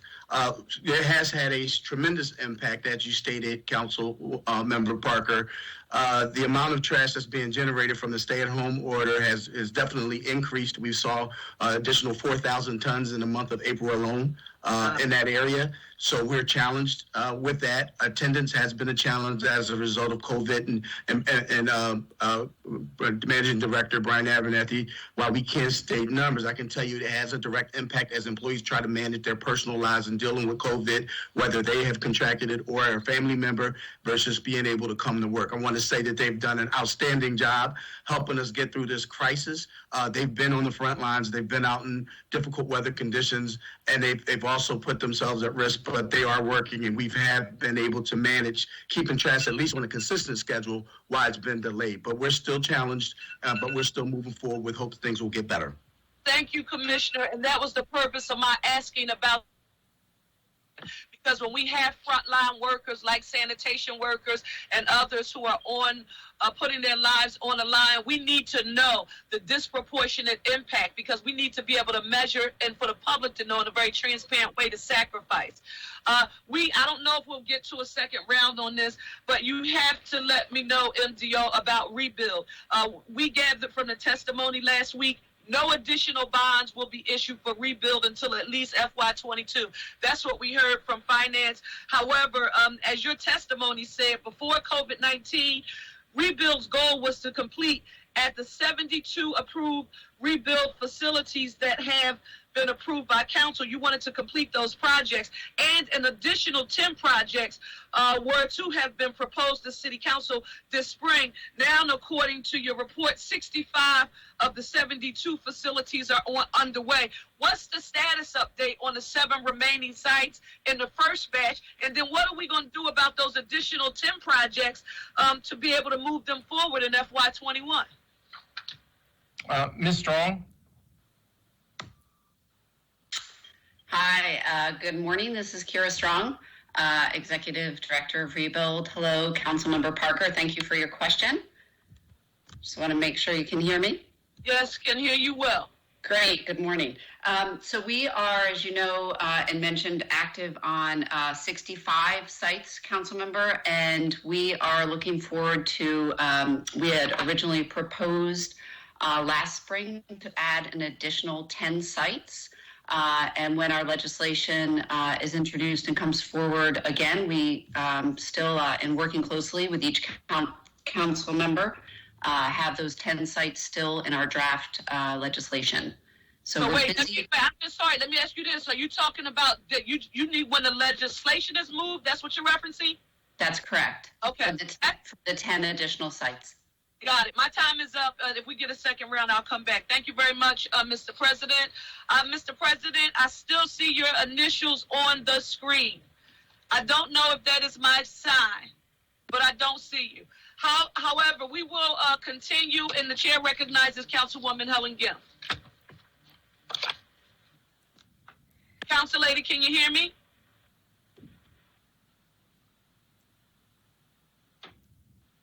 Councilwoman Gill? Okay, we'll keep it going and come back to Councilwoman Gill. She may have stepped away. Councilwoman Gauthier, are you there? Yes, thank you, Madam Chair. Sure.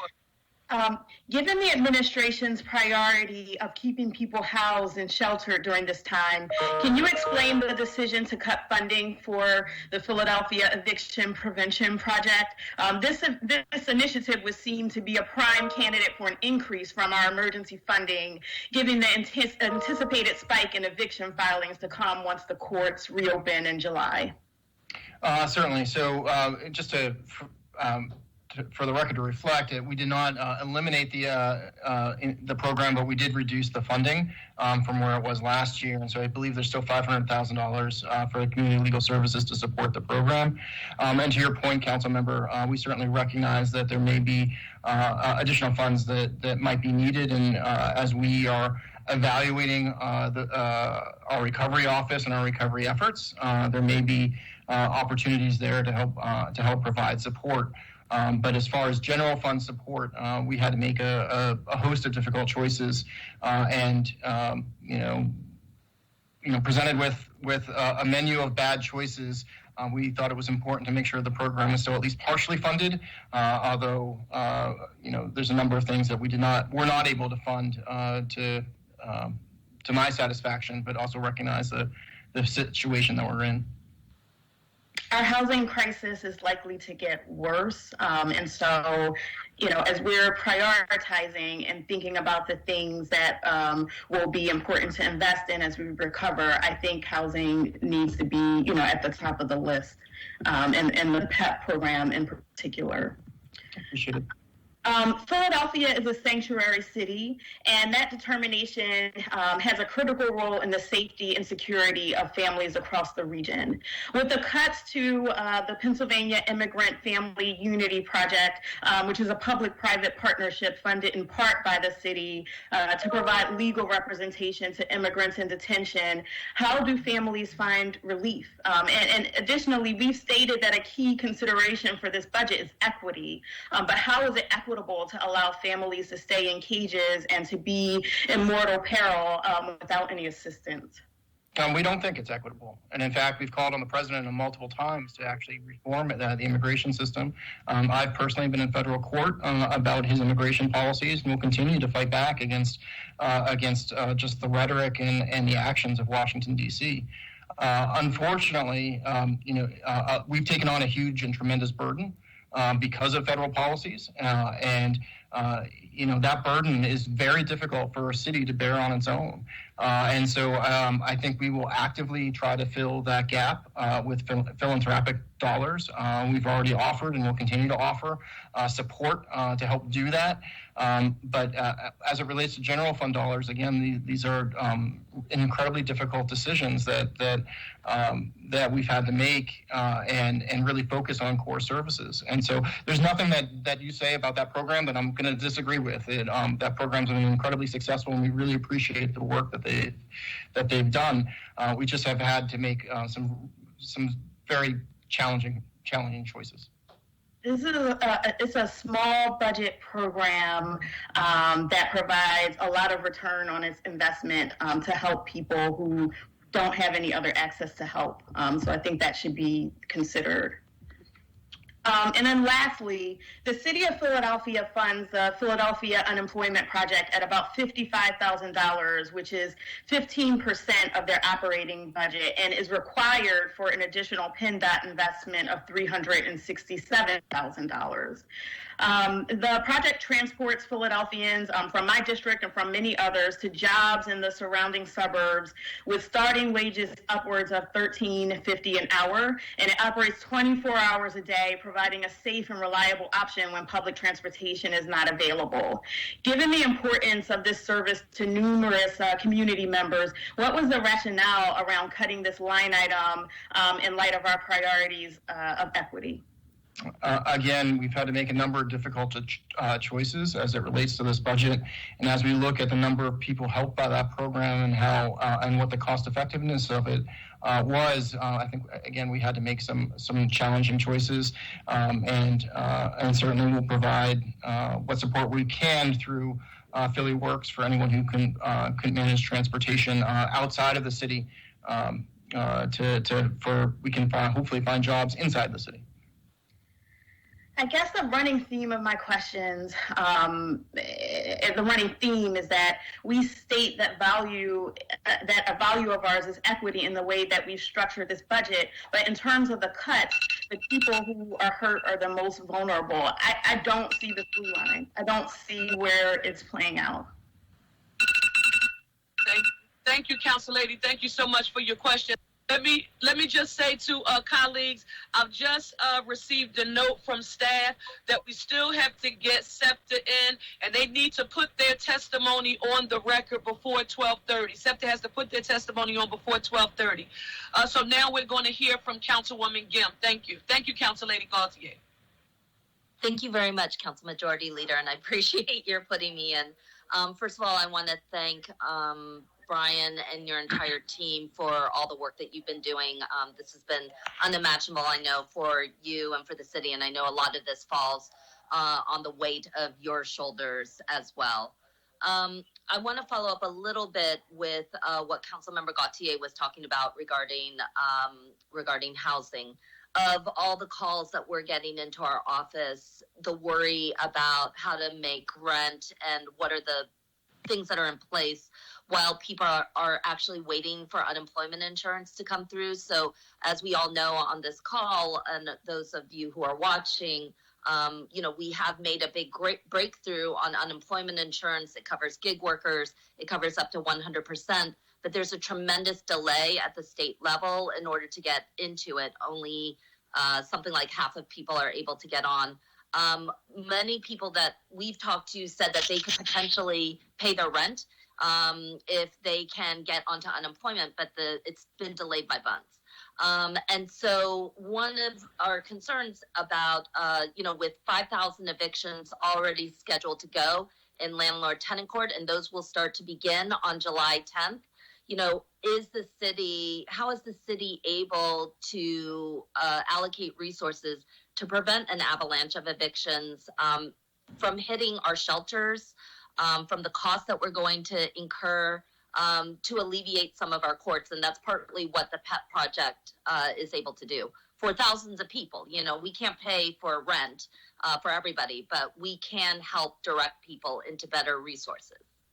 Certainly, and we share your concerns about what may happen as the courts open up and evictions start to occur. It's one of the reasons we proposed $10 million for rental support of individuals. Now, that is a drop in the bucket.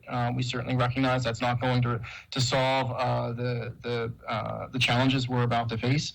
And again, we'll continue to look at what dollars we might make available through federal funds to help support those programs going forward. But again, as far as it relates to the general fund, I think we've had to make some challenging decisions. But again, PEP has been a great program. I appreciate your advocacy and the way both you and Councilmember Gauthier has really championed that program. Can city funding, emergency funding resources be used towards that, including reimbursable funds, including expansion of PEP? So it is unlikely that Stafford Act dollars, which would be reimbursable dollars, would be available for those funds or for that purpose. It is possible that some CARES Act money might be, and that, again, as we continue to analyze exactly how we can pull down dollars and for what purpose, we're trying to sort through that. But certainly I've heard loud and clear that housing is a priority for council and certainly one of our concerns as well. Could you give us an analysis on what federal funds might be available around the housing issue? Can we get back to you on that? Yeah, I can get back to you on Great. that. Thank you. And just a real quick statement about PIFUP. This is the Immigrant Legal Defense Fund that the mayor was such a great champion of. Philadelphia joined, a handful of other cities. And to be clear, I think one of the things is we recognize that we can't bear the burden of all legal defense on the city's shoulders. But I think the hope was that the city was able to maintain a nominal investment in the program to keep it going while so many immigrant families are bereft. When an immigrant member goes into detention, they lose a job. And because no immigrants, including legal immigrants, green card holders, LPR, and TPS recipients cannot qualify for federal relief funds, this is a particularly important issue. So my last question is about the $13 million cuts to OHS's budget this year. Unknown participant is now joining. Amount of resources is OHS able to devote to new emergency homelessness prevention needs? And how are new needs and programs being prioritized right now? And so we are maintaining, with the emergency shelter grant, we're maintaining service levels from FY20 and are currently looking at additional resources and how to provide additional support for both emergency and long-term housing needs in the future. I want to respect people's time, but could you help us with maybe getting back to us about how the funds are being differentiated between existing needs and then new emergency needs that are coming up that require new spending? Certainly. We'll get back to you on that. Yeah. Thank you. No problem. All right. Thank you very much, Madam Majority Leader. Thank you, Council Lady. Chair recognizes Councilman Green.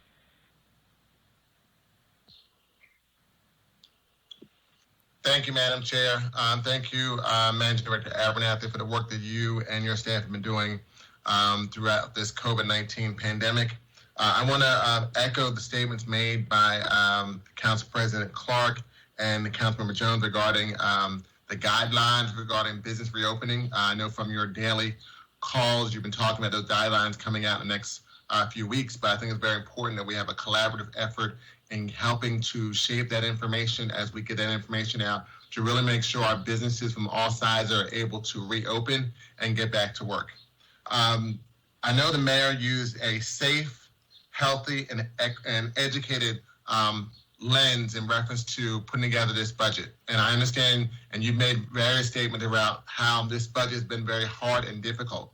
And I understand that perspective, but what would you say to those who say, what's the vision for the city's future when certain offices like the Office of Adult Education has been eliminated or the Office of Arts and Culture being eliminated? It's one thing to reduce funding for those offices, but when you eliminate them altogether, what type of message that sends to the vision and future of our city when both of those entities, one, help people to get educated and help them to increase their income potential, and two, arts and culture help really provide stimulus for a lot of our hospitality as well as our business sector?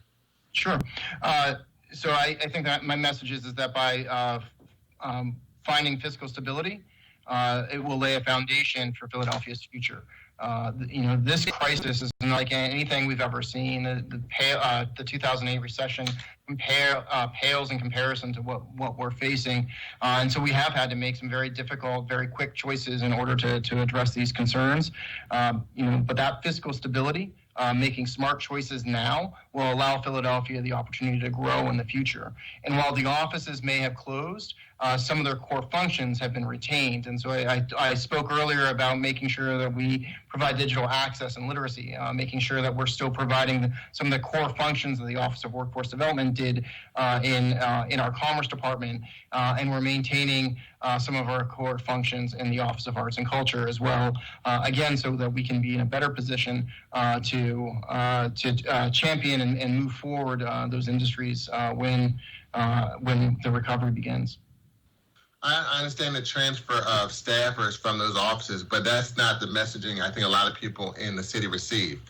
They're getting perspective that the office is closing, being eliminated, and it really sends a very challenging message in reference to arts and culture in our city, as well as to adult education when those offices are not eliminated, as well as trying to provide a messaging that we're transitioning these departments because of the issues of the impact because of COVID-19, and we can possibly bring them back in future fiscal years.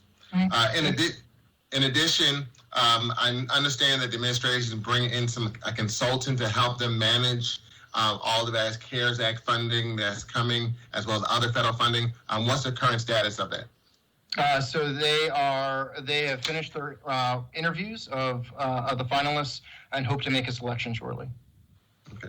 And then also, Rob DeBoe testified to this in his budget testimony last week. And as I've often said, I've also shared with you on a daily basis a lot of information I'm receiving from the National League of Cities. And it's my understanding that the Melendez-Cassidy bill, or the SMART bill, has a very good chance of passing. However, we're not sure the timing of the passing of that legislation. I know that if there would be any type of transfer of dollars, that would be part of a transfer ordinance. However, what type of collaboration do you anticipate with council, and how are you prioritizing those dollars now if we're able to get that funding prior to the end of the fiscal year? So any of the recovery dollars, council does have a representative on the recovery committee, and so that conversation will continue to go forward. And if there's additional collaboration that's needed, we're happy to have that conversation with the council president. So, but my specific question is, how would you prioritize those dollars? If we receive those dollars prior to the end of the fiscal year, are there certain offices that you would bring back, other funding challenges or cuts you would not need to make? How would you communicate that to not only council, but also to the city?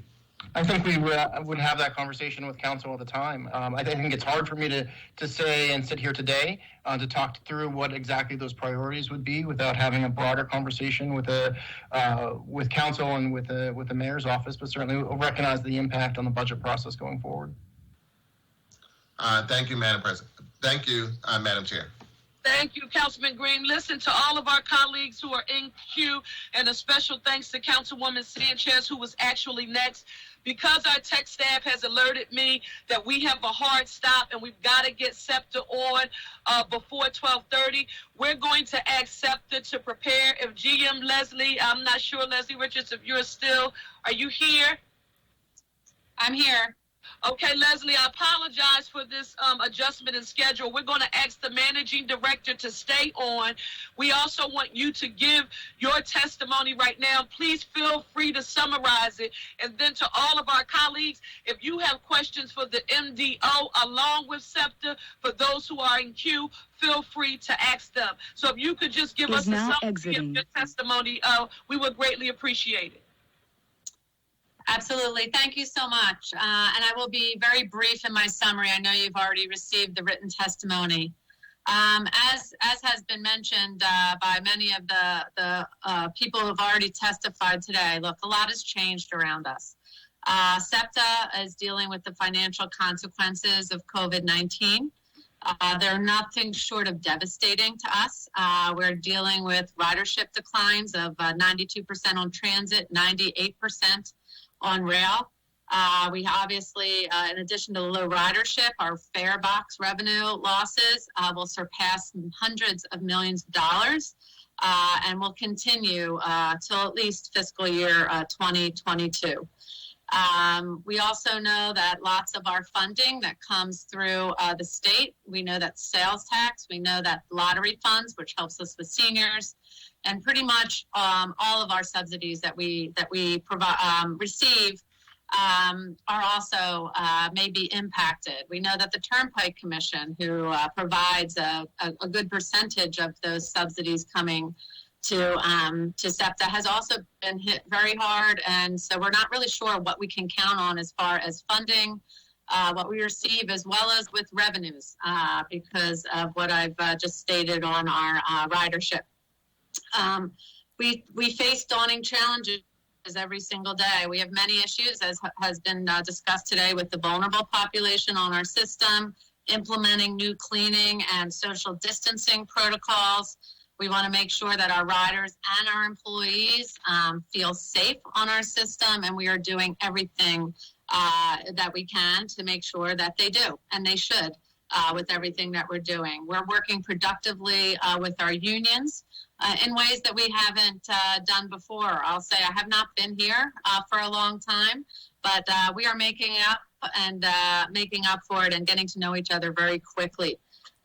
Which is good, and we all have the mutual goal of keeping our employees safe.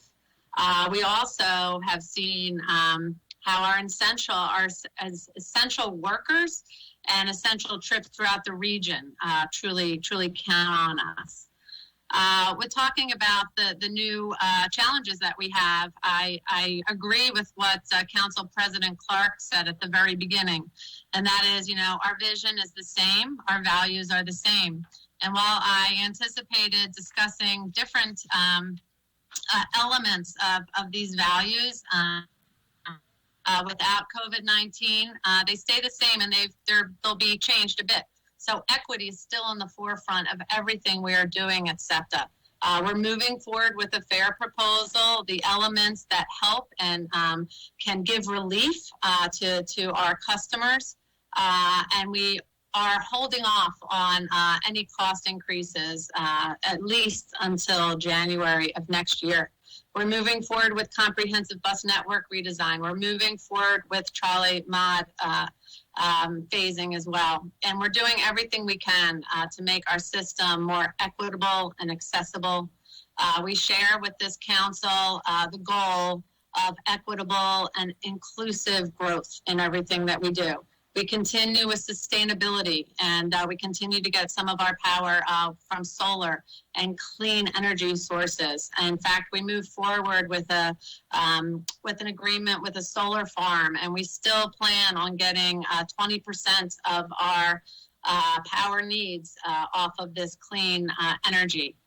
We include, of course, to always have clean energy on our buses. We still have 25 battery electric buses in our plans. This is one of the largest bus fleets in the United States, and we're very proud of that. We continue with stormwater challenges working with the water department, as well as very proud to be hosting farmers markets and getting fresh produce to our communities. Safety is still very important, and while we will still continue working with traffic congestion and fatalities, and we know that transit is safer than traveling by car, now we will include protocols for social distancing and sanitizing as well. And we will continue to be an economic driver here. We have always been, and I think nothing has highlighted it more than this pandemic, where essential jobs have counted on transit in ways that we never, I believe we never really focused on before. There is no metropolitan area, and the Philadelphia region is no different, that has not needed transit to get essential workers to grocery stores, to stock shelves, to clean hospital rooms, to feed those who are getting health care, for those who are delivering packages. And I feel that that will only increase the importance of our customers and the work that they do, and of course, the important work that our frontline workers do. I will get back to that. Let me just state that right now, and that is that SEPTA has been hit very hard by this pandemic. And I would just like to take a brief few seconds here to acknowledge that we lost 7 members of our SEPTA team. Ted Nixon, a mechanic out of Elmwood Shop with more than 30 years of service here at SEPTA. Phil Williams, a fueler out of Southern Depot with more than 24 years of service. Michael Holt, a mechanic out of our Midvale shop with 21 years of service. Michael Hill, a regional rail conductor with more than 30 years of service. Yolanda Woodbury, a bus operator from Frankfurt Depot with 17 years of service. Steve McFadden, regional rail conductor, 29 years of service. And Terrence Burton, bus operator of Midvale Depot with 18 years of service. We've had many employees as well test positive. And the good news is while we've had over 280 or 275 employees test positive, we've had 140 fully recover and come back to work at SEPTA and to provide the essential service that we are. And we're very proud of that, of course, but it's also an opportunity for us to reevaluate every single thing that we do. And so I'll just end on the opportunity that this gives us to be better, to be more equitable, to be more inclusive. We've revamped our communications. In fact, this afternoon, we'll be having our operating budgets, virtual hearings, virtual for the first time. They will be offered in English and Spanish, as well as in Mandarin, and we will have sign language as well. They will be the most inclusive that we've ever been able to do these types of hearings. And we are very, very proud of that. We are prioritizing people in a very intentional way. It is a shift in our culture. It's one I'm extremely proud of. It's one that our staff has risen to the occasion in ways that I could not even imagine when I came here in January. With that, I do appreciate you allowing us to put our testimony on the public record. I do want to quickly answer Councilwoman Parker's question. I thought it was a good one.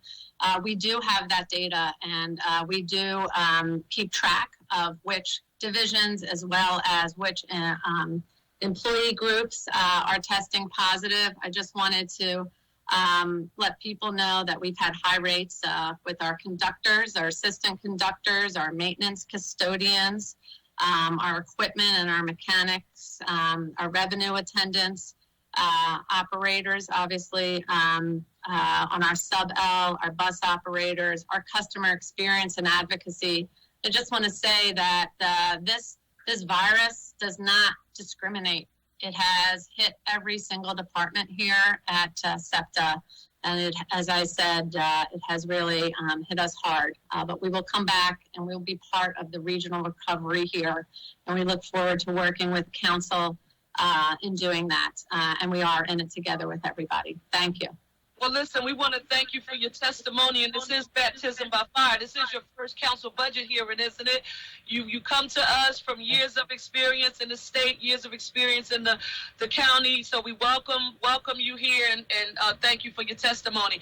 Want to remind all of my colleagues who are in queue, Councilwoman Sanchez is next. You can ask your questions of both Brian Abernathy, our Managing Director, along with Leslie, the GM over at SEPTA, so you don't have to type your name twice. If you're in queue, just ask your question of either of them. Thank you. Councilwoman Sanchez. Thank you very much, Madam Chairwoman, and I will save my questions for Leslie. I want to thank her and welcome her to this process through Councilmember Johnson. She has been on call and available to council throughout this entire pandemic. So we want to thank you. I know some of those conversations have been very, very tough as it relates to the labor and some of the service issues. So I appreciate the fact that you've always been, since you've been on board, available to all of us. And we look forward to working with you as some clarity about your funding and all of those things become clearer and how we can continue to support you. So thank you so very, very much. My question is for Brian, and I do want to thank the entire Managing Director's Office team. I know how hard this COVID pandemic has been, and everybody pivoting to just, crisis response team. And as we move from crisis to recovery, because it is our responsibility to send a message that we are going to transition from crisis to recovery, let me remind folks that, and I want to echo what Council President Clark said, as we talked about poverty and around cuts, equity doesn't always account for the institutional disparities that have existed. And so I want to remind folks, and, I know my council colleague, members Gam and Gautier, as we talk about housing, let us not waste this opportunity to move away from program services that are not as efficient and effective, and let us really try to meet people where they are. And meeting people where they are is taking them through this transition and minimizing, as Council President Clark says, if we don't invest in the front end, the back end is going to be even more dangerous for a city like ours. So when we totally eliminate things, it does say to folks that we're no longer committed to them. So the adult literacy, workforce development, all the things we need as part of a recovery. I look forward to working with the administration around that kind of messaging, and how do we ensure that core services are still put in place. One of the areas of major concern that I have, and we saw it as we woke up this morning with the Brewery Town Party, in the 7th Councilmatic districts, parks like McPherson have been totally off the chain. Firkle, Hunting Park, we had shootings on G and Hunting Park because folks are, feeling the pinch and they're coming out. Warmer weather is upon us. And the last 2 weekends, the police have really, really struggled to maintain some of the discipline in some of our parks. And I know you guys have had to make really hard decisions around our parks, but we need maintenance and police safety at the parks. This weekend and everywhere, Goyaso Park, Firkle, it has been out of control. And we're going to see more of this as we open up. So I want us to think strategically around the maintenance issues. Look, the Streets Department, Carlton Keefe, the entire team, we all have learned to manage the 300 unsheltered people in Kensington, and they do the best they can. But I think we're going to have to start, again, moving from crisis to recovery, taking back and reclaiming some of those spaces, and how we invest in them and how we keep them will send a message around how people utilize them. So Brian, tell me, again, going back to the disparities, in terms of equity around making some of these decisions, how are the cuts been administered? Most corporations cut the middle. How are we ensuring that the frontline staff is intact, and how is that reflected in your layoff situation?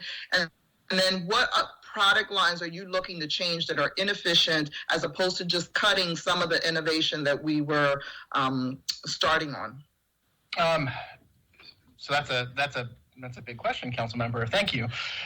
So I think I'll start with how we approached a number of the layoffs. So as exempt layoffs, we did specifically look at the middle and middle management as we approached, and certainly did some reorganization as I touched in my testimony. Shifting the waste and litter cabinet into the Office of Sustainability, looking at efficiencies in some of our contracts with both sustainability and the Office of Transportation and Infrastructure, looking at, is there a better way we can provide violence prevention services than, have restructured the Youth Violence Reduction Partnership and shifted some of those functions into the Group Violence Intervention and CCIP. So we have tried to take that approach.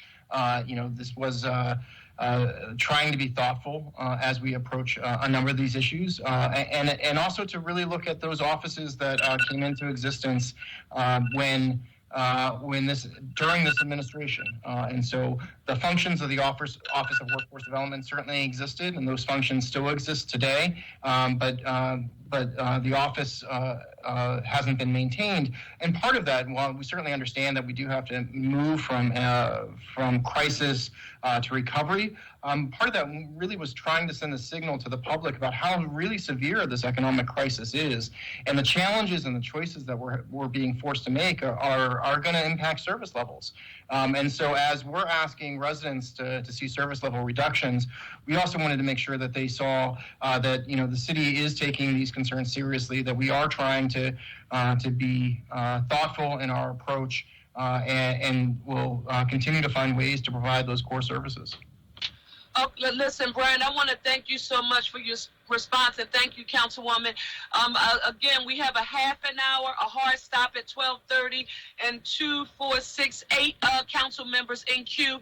You can ask your questions of both Managing Director along with Leslie. Thank you, Councilwoman Sanchez. We greatly appreciate it. Chair recognizes Councilman O. And I'll just ask you, Leslie and Brian, if you could please just be as succinct as possible in your responses. We greatly appreciate it because we want all members to get on the record. All right. Thank you very much, Chairwoman. Good morning, Brian. How are you, Managing Director? Well, sir, thank you. Okay. I'm gonna start with this. You have, when I look at the estimated revenue losses and making up that $649 million gap, has the administration calculated into it, I'm assuming we have, the amount of money that is coming in from properties coming off the tax abatement? From my understanding, Councilmember, yes, but that might be a better question for the budget director or finance director. I don't know if the budget director is on at this point. Okay. Here, I'm sorry, the question about the tax abatement, what was the?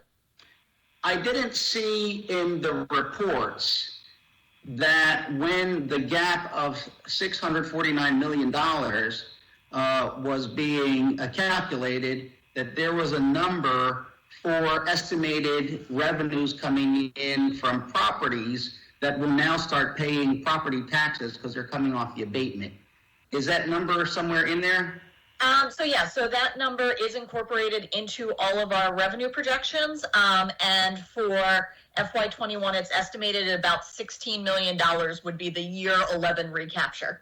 Thank you very much. Next question, and maybe you could get this to me in writing if you don't know, but do you know how much money has been saved with the reduction of the prison population over the last couple of years? We'll need to get back to you with that number, and certainly the public safety departments, I think, are scheduled for next week, and we'll be prepared to talk about it then. Okay. From what I've read, there's no anticipated spending of money, soda tax money, for rebuild in fiscal year 21. Is that correct? Again, go ahead. Yeah. So no, that's not correct. The FY21 includes payments for debt service for rebuild. Okay. And then finally, is there a possibility, we did do this resolution last week in response to numerous concerns from citizens and other folks about not eliminating the Office of Arts, Culture, Creative Economy on June 1st. Is that a possibility? At this point, layoff notices have already been issued, and those employees will be let go. Again, I think the office and its functions will move into the managing director's office, and certainly on July 1st, those issues will be codified by the budget. Okay, thank you very much. Thank you, Madam Chair. Thank you, Councilman. Chair recognizes Councilwoman Bass. And again, want to remind everyone, these are questions for SEPTA and MDO. Thank you. I have a number of questions, and I'm going to jump right to it because I know we're short on time. I want to start with really just a statement, and I want to echo what my colleagues have stated thus far, is that we really can't recover without having the Office of Adult Literacy, the Housing Trust Fund, and Workforce Development being front and center stage. We really just can't, in my mind, I just cannot even imagine that we put together a budget that said that, we had these values, this equity lens, this racial equity lens, and that we were going to proceed a particular way. And then, these are the cuts that were made. They really speak against what was planned or what was stated in terms of a mission by the administration. And so I actually, as a chair of Parks and Rec, I'd like to start there if possible. And I'd like to ask about the programming, the branches, the hours. I know that the administration or the commissioner had stated that she was working on coming up with a plan of what Parks and Recreation was going to look like for the summer. And so I'm wondering, is that available yet? Is that plan available? Commissioner Oliver. Hi there. Thank you. Thanks for your question, Councilwoman. So we have we are still working through our plans for the summer. It is our hope to have summer camps running, and we just received some information from the health department with some specific protocols that are related to state and federal CDC protocols for how we can safely do that. So we are very hopeful that we can continue to offer a summer camp, especially as for parents who need childcare this summer. And then, yes. Go ahead. Oh, then we're also looking, of course, we're still doing our Play Streets program, which is our meal distribution program that will happen, all over the city. And we've done a huge push over the last week to encourage more folks to apply for Play Streets on their blocks. And so we're hoping also to create some enhancements for that program. So if the kids can't come to rec centers, if the rec centers are not up and running this summer, then we can bring that recreation to children where they are, and also, of course, those meals. So we regardless of what happens with summer camps and Play Streets, we do plan on having those meals available both at the Play Streets and at our rec centers at the very minimum, and then hopefully summer camps on top of that. So just to be clear, it appears that our plan for the summer for Parks and Recreation is summer camps and Play Streets. And I ask that because I'm hoping that there's more, because what we saw last night on Cecil B. Moore Avenue in North Philly, what we saw last night, I think, is just the beginning of what we're going to continue to see throughout the summer if there's not some more significant activity for young people. We have to have a plan, or else this city is going to have a real problem on its hand. And I think that the summer camps and Play Streets are good for younger children, but they're not usually the ones that we need to have as much activity for as a means to keeping them safe and keeping them off the street and keeping them away from negative activity. So I have a great amount of concern that we're not doing what we need to do to make sure that we have more activity for them. Yeah, I definitely share your concerns, and we're going to be working with our health department and the managing director's office, as well as with the police and our public safety leaders to try and figure out what more we can be doing when it is safe, and when it is safe, and when we can do what we can to do everything that is possible. One other thing that we're doing, however, is we are still employing all of the young people that we employ traditionally. So we are keeping our Work Ready program going. We've already begun processing close to 1,000 teenagers between 14 and 18 years old that we'll be hiring this summer to work for us in some capacity. So we will offer them good paying jobs. And then we also received an additional 280 positions for young people between the ages of 19 and 24 to also work for us this summer through the SLIP program. So I think jobs are going to be important to give people, you know, not just something to do, but also income that they're going to really need for themselves and also to help support their families. But I think, yeah. Yeah, I think jobs are really important. I think that that's going to be significant in making sure that we keep our younger adults busy throughout the summer. But I will say I wish we were further along in the planning process for them. So I know that, you know, you mentioned that you were going to go back and have additional conversations about what else we can do, but we're really out of time. Summer is here. And all this week, the temperatures are going to be well into the 80s. So we are really out of time to begin to try to figure something out or plan for them. And, you know, we really need more. We need a whole lot more to be able of our kids are safe regardless of their ages, that they're safe, that they're in productive activities, and that there's some sort of activity, you know, safe, socially distanced, and wearing PPE over at our recreation centers. Our pools are closed. What are our kids going to do? You know, where are they going to go? If I have a teenager who did not luck up and end up with one of the summer jobs, where are they going when they wake up, you know, on a Tuesday morning in July? Where are they going and what are they doing? With the pools closed, with no activity at the rec center, with nothing going on. And again, understanding that there's a lot of caution and concerns and safety that needs to be paid attention to. But we're out of time. We really need to do something very quickly to address this issue. And if possible, I will come back. I do have more questions, so I'll come back around on the second round if it's possible, Madam Chair. Oh, thank you, Councilwoman Bass. Let me say to our colleagues, again, hard cut off.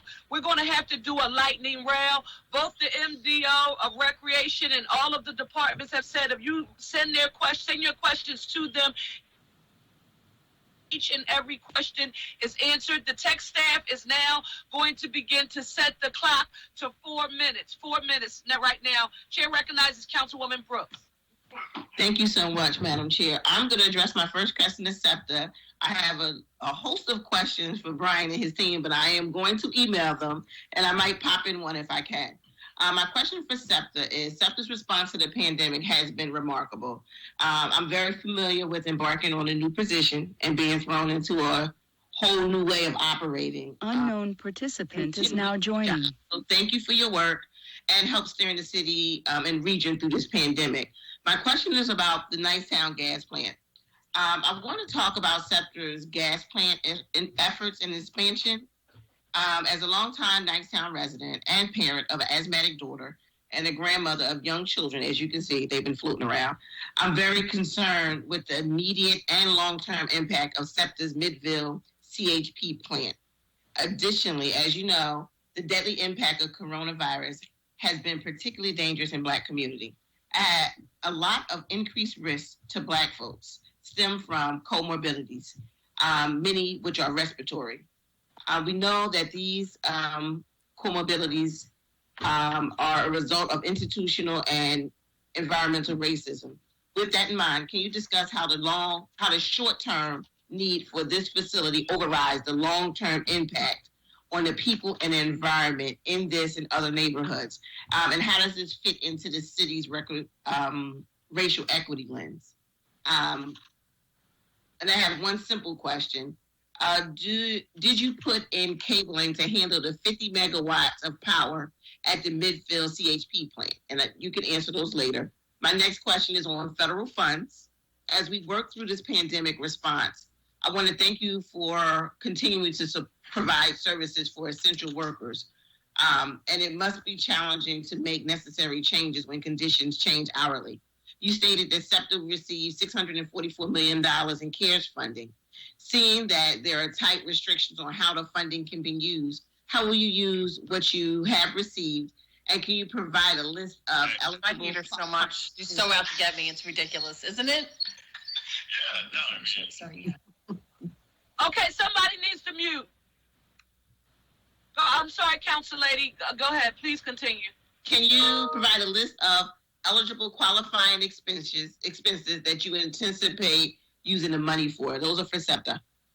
Sure. Well, in the interest of time, let me just address your first question very briefly, and I'll give you a detailed written response. I have been to Midvale. I visited there. I also wanted to let you know, because we are both new to where we are. What you may not know is I worked for the EPA in their air quality division for many years, and so I'm very well aware of the testing that we've done in the area as well. And we will get back to you as far as why we need this, why we need to move forward, and why with the tests that we've had, we feel that there is no impact to the neighborhood. But I am more than willing to have a lengthy discussion with you on that issue. And I know it's very important, and it's very important to us as well. We want to make sure that we fully understand all the impacts, and we'll go through those with you. So I look forward to doing that with you in the future. As far as the federal funds, I'd like to get to that because I think other council people may have that question as well. And yes, we did receive $644 million from the CARES Act. I would divide our needs into three issues, and they would be our revenue shortfalls, our subsidy shortfalls, and additional COVID expenses that we anticipate. So our revenue shortfalls, that's at the fare box. Just to give everybody an example, we normally count on over $480 million just at the fare box on a given year. That's $40 million a month, and this month we'll have $4 million. And so we need that to extend, and we think that ridership is not going to come back quickly. We know that's for sure. It may not come back to the numbers that we see now. There's various scenarios, and so we will use it for those revenues. Subsidies. Leslie, I want to ask you, and I know you were responding, and we heard your three buckets, fare, revenue, subsidies, COVID. We heard it all. Please respond in detail in writing to us and to all of the questions that Councilwoman Brooks asked. Councilwoman Brooks, thank you so much. We're going to move on to Councilwoman Catherine Richardson. Madam Chair?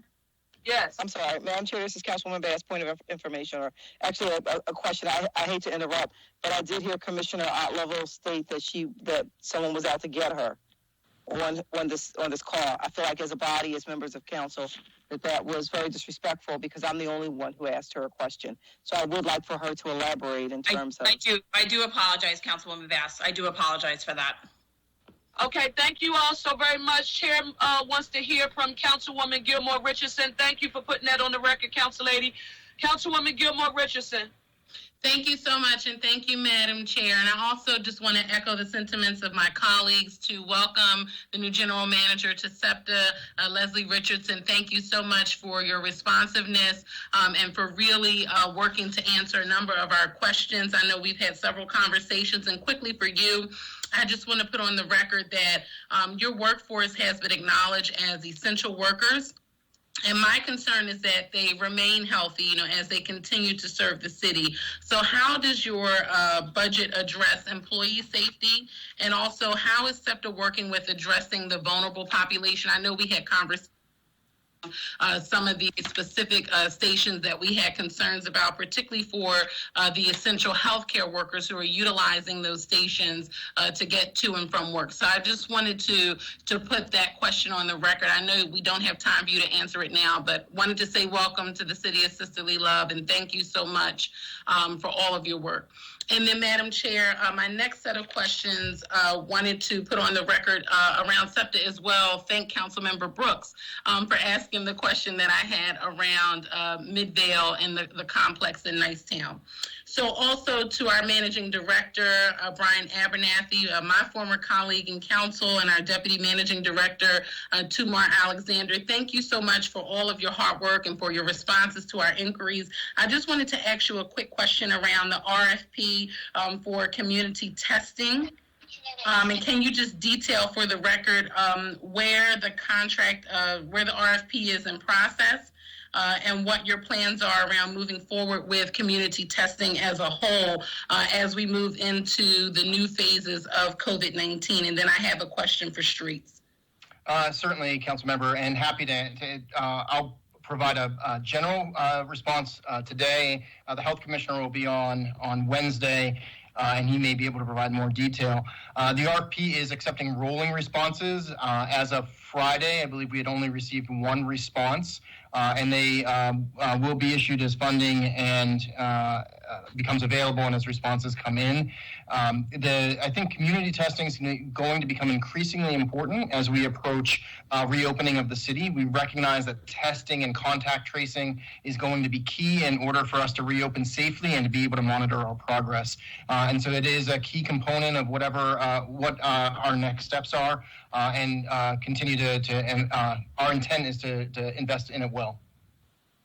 Thank you. And quickly, just wanted to also echo the sentiments of my colleague, Councilmember Green, around the vision for our city, particularly around the proposed cuts to the Office of Workforce Development, Adult Education, and the Office of Arts and Culture, and the Creative Economy, and the African American Museum.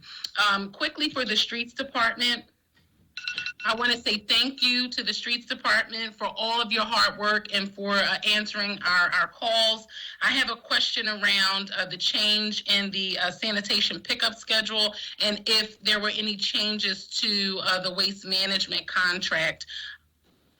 Oh, okay. For the record, Commissioner Williams, we're going to have to ask you to respond to that question in writing, and any additional questions that don't get on the record that members have, we want to get them all in writing to each of our departments, and they will respond immediately. So thank you, Councilwoman Gilmore Richardson. The chair now recognizes Councilman Thomas, and let me also say to colleagues that we do not have enough time to do another round. So we will stop at Councilman Squilla.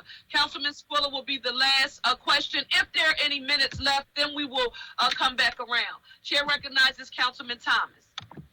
Good morning. Oh, wow. Good afternoon now, everybody. Real quick, I just want to say thank you to everybody that's involved for all the great work that's being done. I will go more in depth about that, but clearly we're running low on time. In writing, I would first like to see something that gives us an update on what's going on with the healthcare workers in the prisons, where we at with that and what's the latest there. I would also like to see something in writing that talks about what happens when we reopen, specifically thinking about how do we enforce social distancing. During this unfortunate crisis, we've seen a number of negative incidents involving police and citizens, and I am concerned about how we enforce social distancing and the possibility of exploring social distancing officers to possibly allow for some level of activity once we reopen. I appreciate my colleagues for asking about the SEPTA plan. I too had several questions about that process, specifically how it took place in Nicetown. I was a city employee when that happened. And again, I have a number of questions and concerns as it relates to that specific area. Councilmember Bass spoke in depth about concerns, specifically as it relates to activity this summer. I want to echo and put emphasis on the statement that she made. I also want us to consider with the cuts that we're making, and also looking at the arrest rate here in the city of Philadelphia. When you looked at what other members talked about, I believe it was Councilmember Parker, about confirmed positive cases. We see the perfect formula right now for communities of color to really be to really go down. So I'm wondering why the managing director's office or the administration, why there's no task force in place, specifically to focus on the African American community again. Because of the high numbers of positive tests, because of the high numbers of deaths, because of the significant increase in gun violence, and because we know that there are going to be limited activities. And when you look at all these different issues that we know exist, we know that the African American community will be impacted more than any other community as it relates to negative activities this summer. And so, again, wondering why there is no task force in place specifically for that. The last question for the record, we spoke with the Office of Arts, and specifically looking at the Cultural Arts Fund. I'm wondering, their budget is about $4.1 million. I'm wondering if we could have some type of compromise where we possibly look at bringing them down to maybe $1.1 million instead of zeroing them out. I understand that the staff, but I'm hoping that we can send a message to the community by keeping the department in place so that we can assure that we're providing activities and decisions that's in the best interest of all Philadelphians. So those are my questions for the record. I'm looking forward to getting the answers in writing. Thank you so much, Councilman Thomas. And again, those questions will be answered. The chair recognizes Councilman Dom. Thank you, Madam Chair. And Leslie, thank you and the SEPTA team for the great job you're doing. Brian, as our managing director, thank you to your team also. You guys are doing a really good job. And just I have a few quick comments. In efforts to attain a smart restart, we have, myself and several colleagues have a hospitality restaurant hotel group, and I'd like to be able to connect with somebody in your office to accomplish some of the goals they'd like to see happen, so that can be offline. The main point of what I want to speak to is for the last 4 years, I've been concerned and very vocal about the increased spending of this administration. Let me share the facts. Under the Nutter administration, our budget increased $80 million over 8 years, or $10 million a year. Under the Kenny administration, our budget has increased $900 million over 5 years. That's $180 million a year, or 18 times higher per year than the Nutter administration.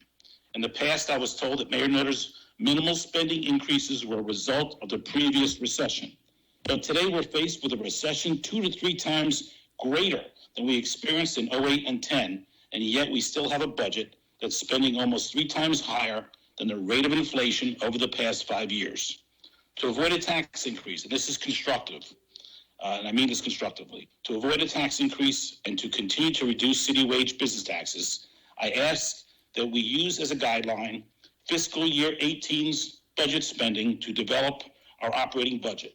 Fiscal year 2018's budget was $4.4 billion, which is $500 million lower than today's $4.9 billion proposed budget. Rather than making drastic cuts to programs that have value in our economy, like workforce development, arts, culture, key spots, or the freezing of business and wage taxes, we must roll back spending to fiscal year 18 expenses. Based on today's environment, we have to prioritize jobs, and by going back to 18 spending, we can continue to invest in job creation programs and policies that are in desperate need. I can tell you any individual in the city, or any business, or any organization would be ecstatic, would be happy to achieve 2018's finances in 2021, or even 2017's finances today. Given all that, I'd like you to follow up with council regarding how we could use 2018 as a guideline and report back to us.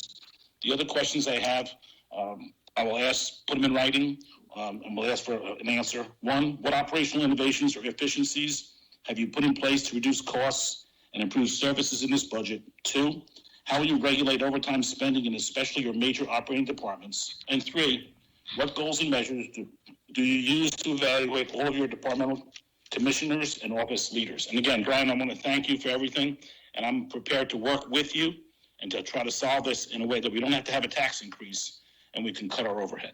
Thank you. Thank you, Madam Chair. Thank you, Councilman Dom. And again, because we want to make sure we get through all 3 of our last council members, Councilman Heenan. Brian, I know you'll respond to that on the record with the other questions. Thank you, Madam Leader. And I'll just, instead of asking a bunch of questions, because I'll put them in writing as we have been throughout this whole process. But I do want to first start out by saying thank you and good job to our Managing Director, Brian, and your team that's handling the crisis and putting together all the departments as we have a plan, working with council being key. One, to Dom, talking about the hospitality and the road to recovery there. I've been speaking with the Deputy Managing Director, Carol, and he has been speaking with multiple departments. Hopefully, when permitted, when the governor allows, we can have a reopening and recovery permit for sidewalk cafes, however that shapes out. And my questions and comments will be towards the L&I Commissioner. I know the Commissioner has been doing a fabulous job trying to make sure, all right, that work is coming back. And the construction industry seems to be the first road of recovery in the industry that is coming back to work and putting back into our economy. And I think that's important. There are some unintended consequences. I think I'm going to stick to our mission to making sure that we have a department, all right, that has the tools and the resources, all right, that keeps our property and our people safe in every neighborhood of our city. In FY19, it generated $73.6 million. In FY20, $68 million.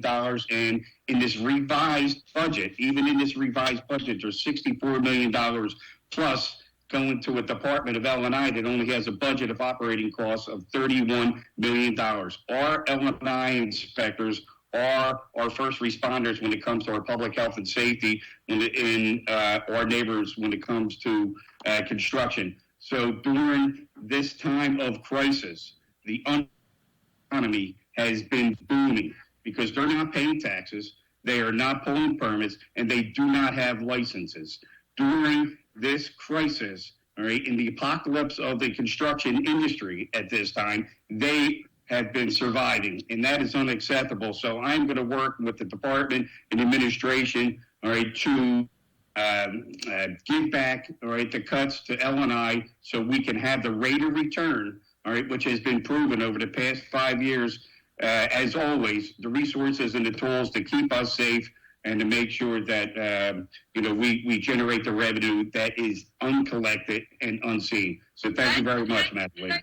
Thank you so much, Councilman Heenan. Councilman Squilla? Thank you, Madam Chair.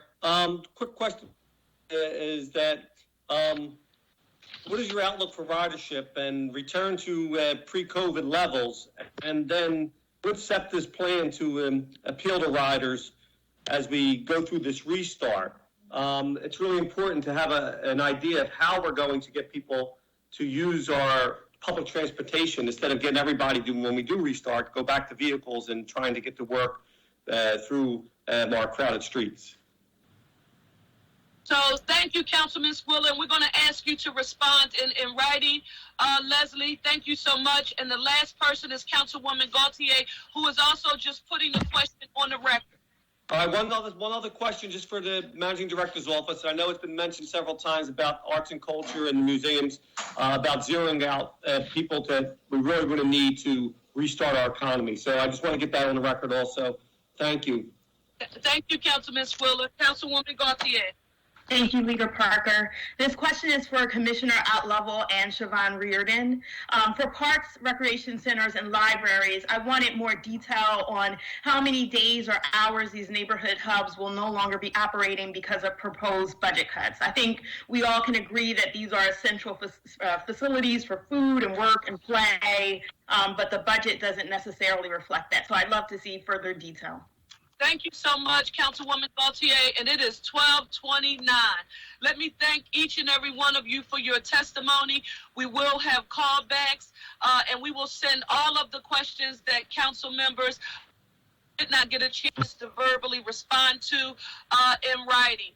If there being no one else here to testify, any other questions or comments? There being none, this committee will stand in recess until Wednesday, May 27, 2020 at 9:30 a.m., at which time we will reconvene on Microsoft Teams. Want to say a thank you to each of you. In 30 seconds, hey, Brian Abernathy and City Administration, intergovernmental cooperation is extremely important. We're going to move this city forward together, as the council president mentioned, and we can't do it with council being an afterthought. We have to work together, hand in hand. Thank you so much, and have a good day. Thank you. Thank you. Multiple people are now exiting.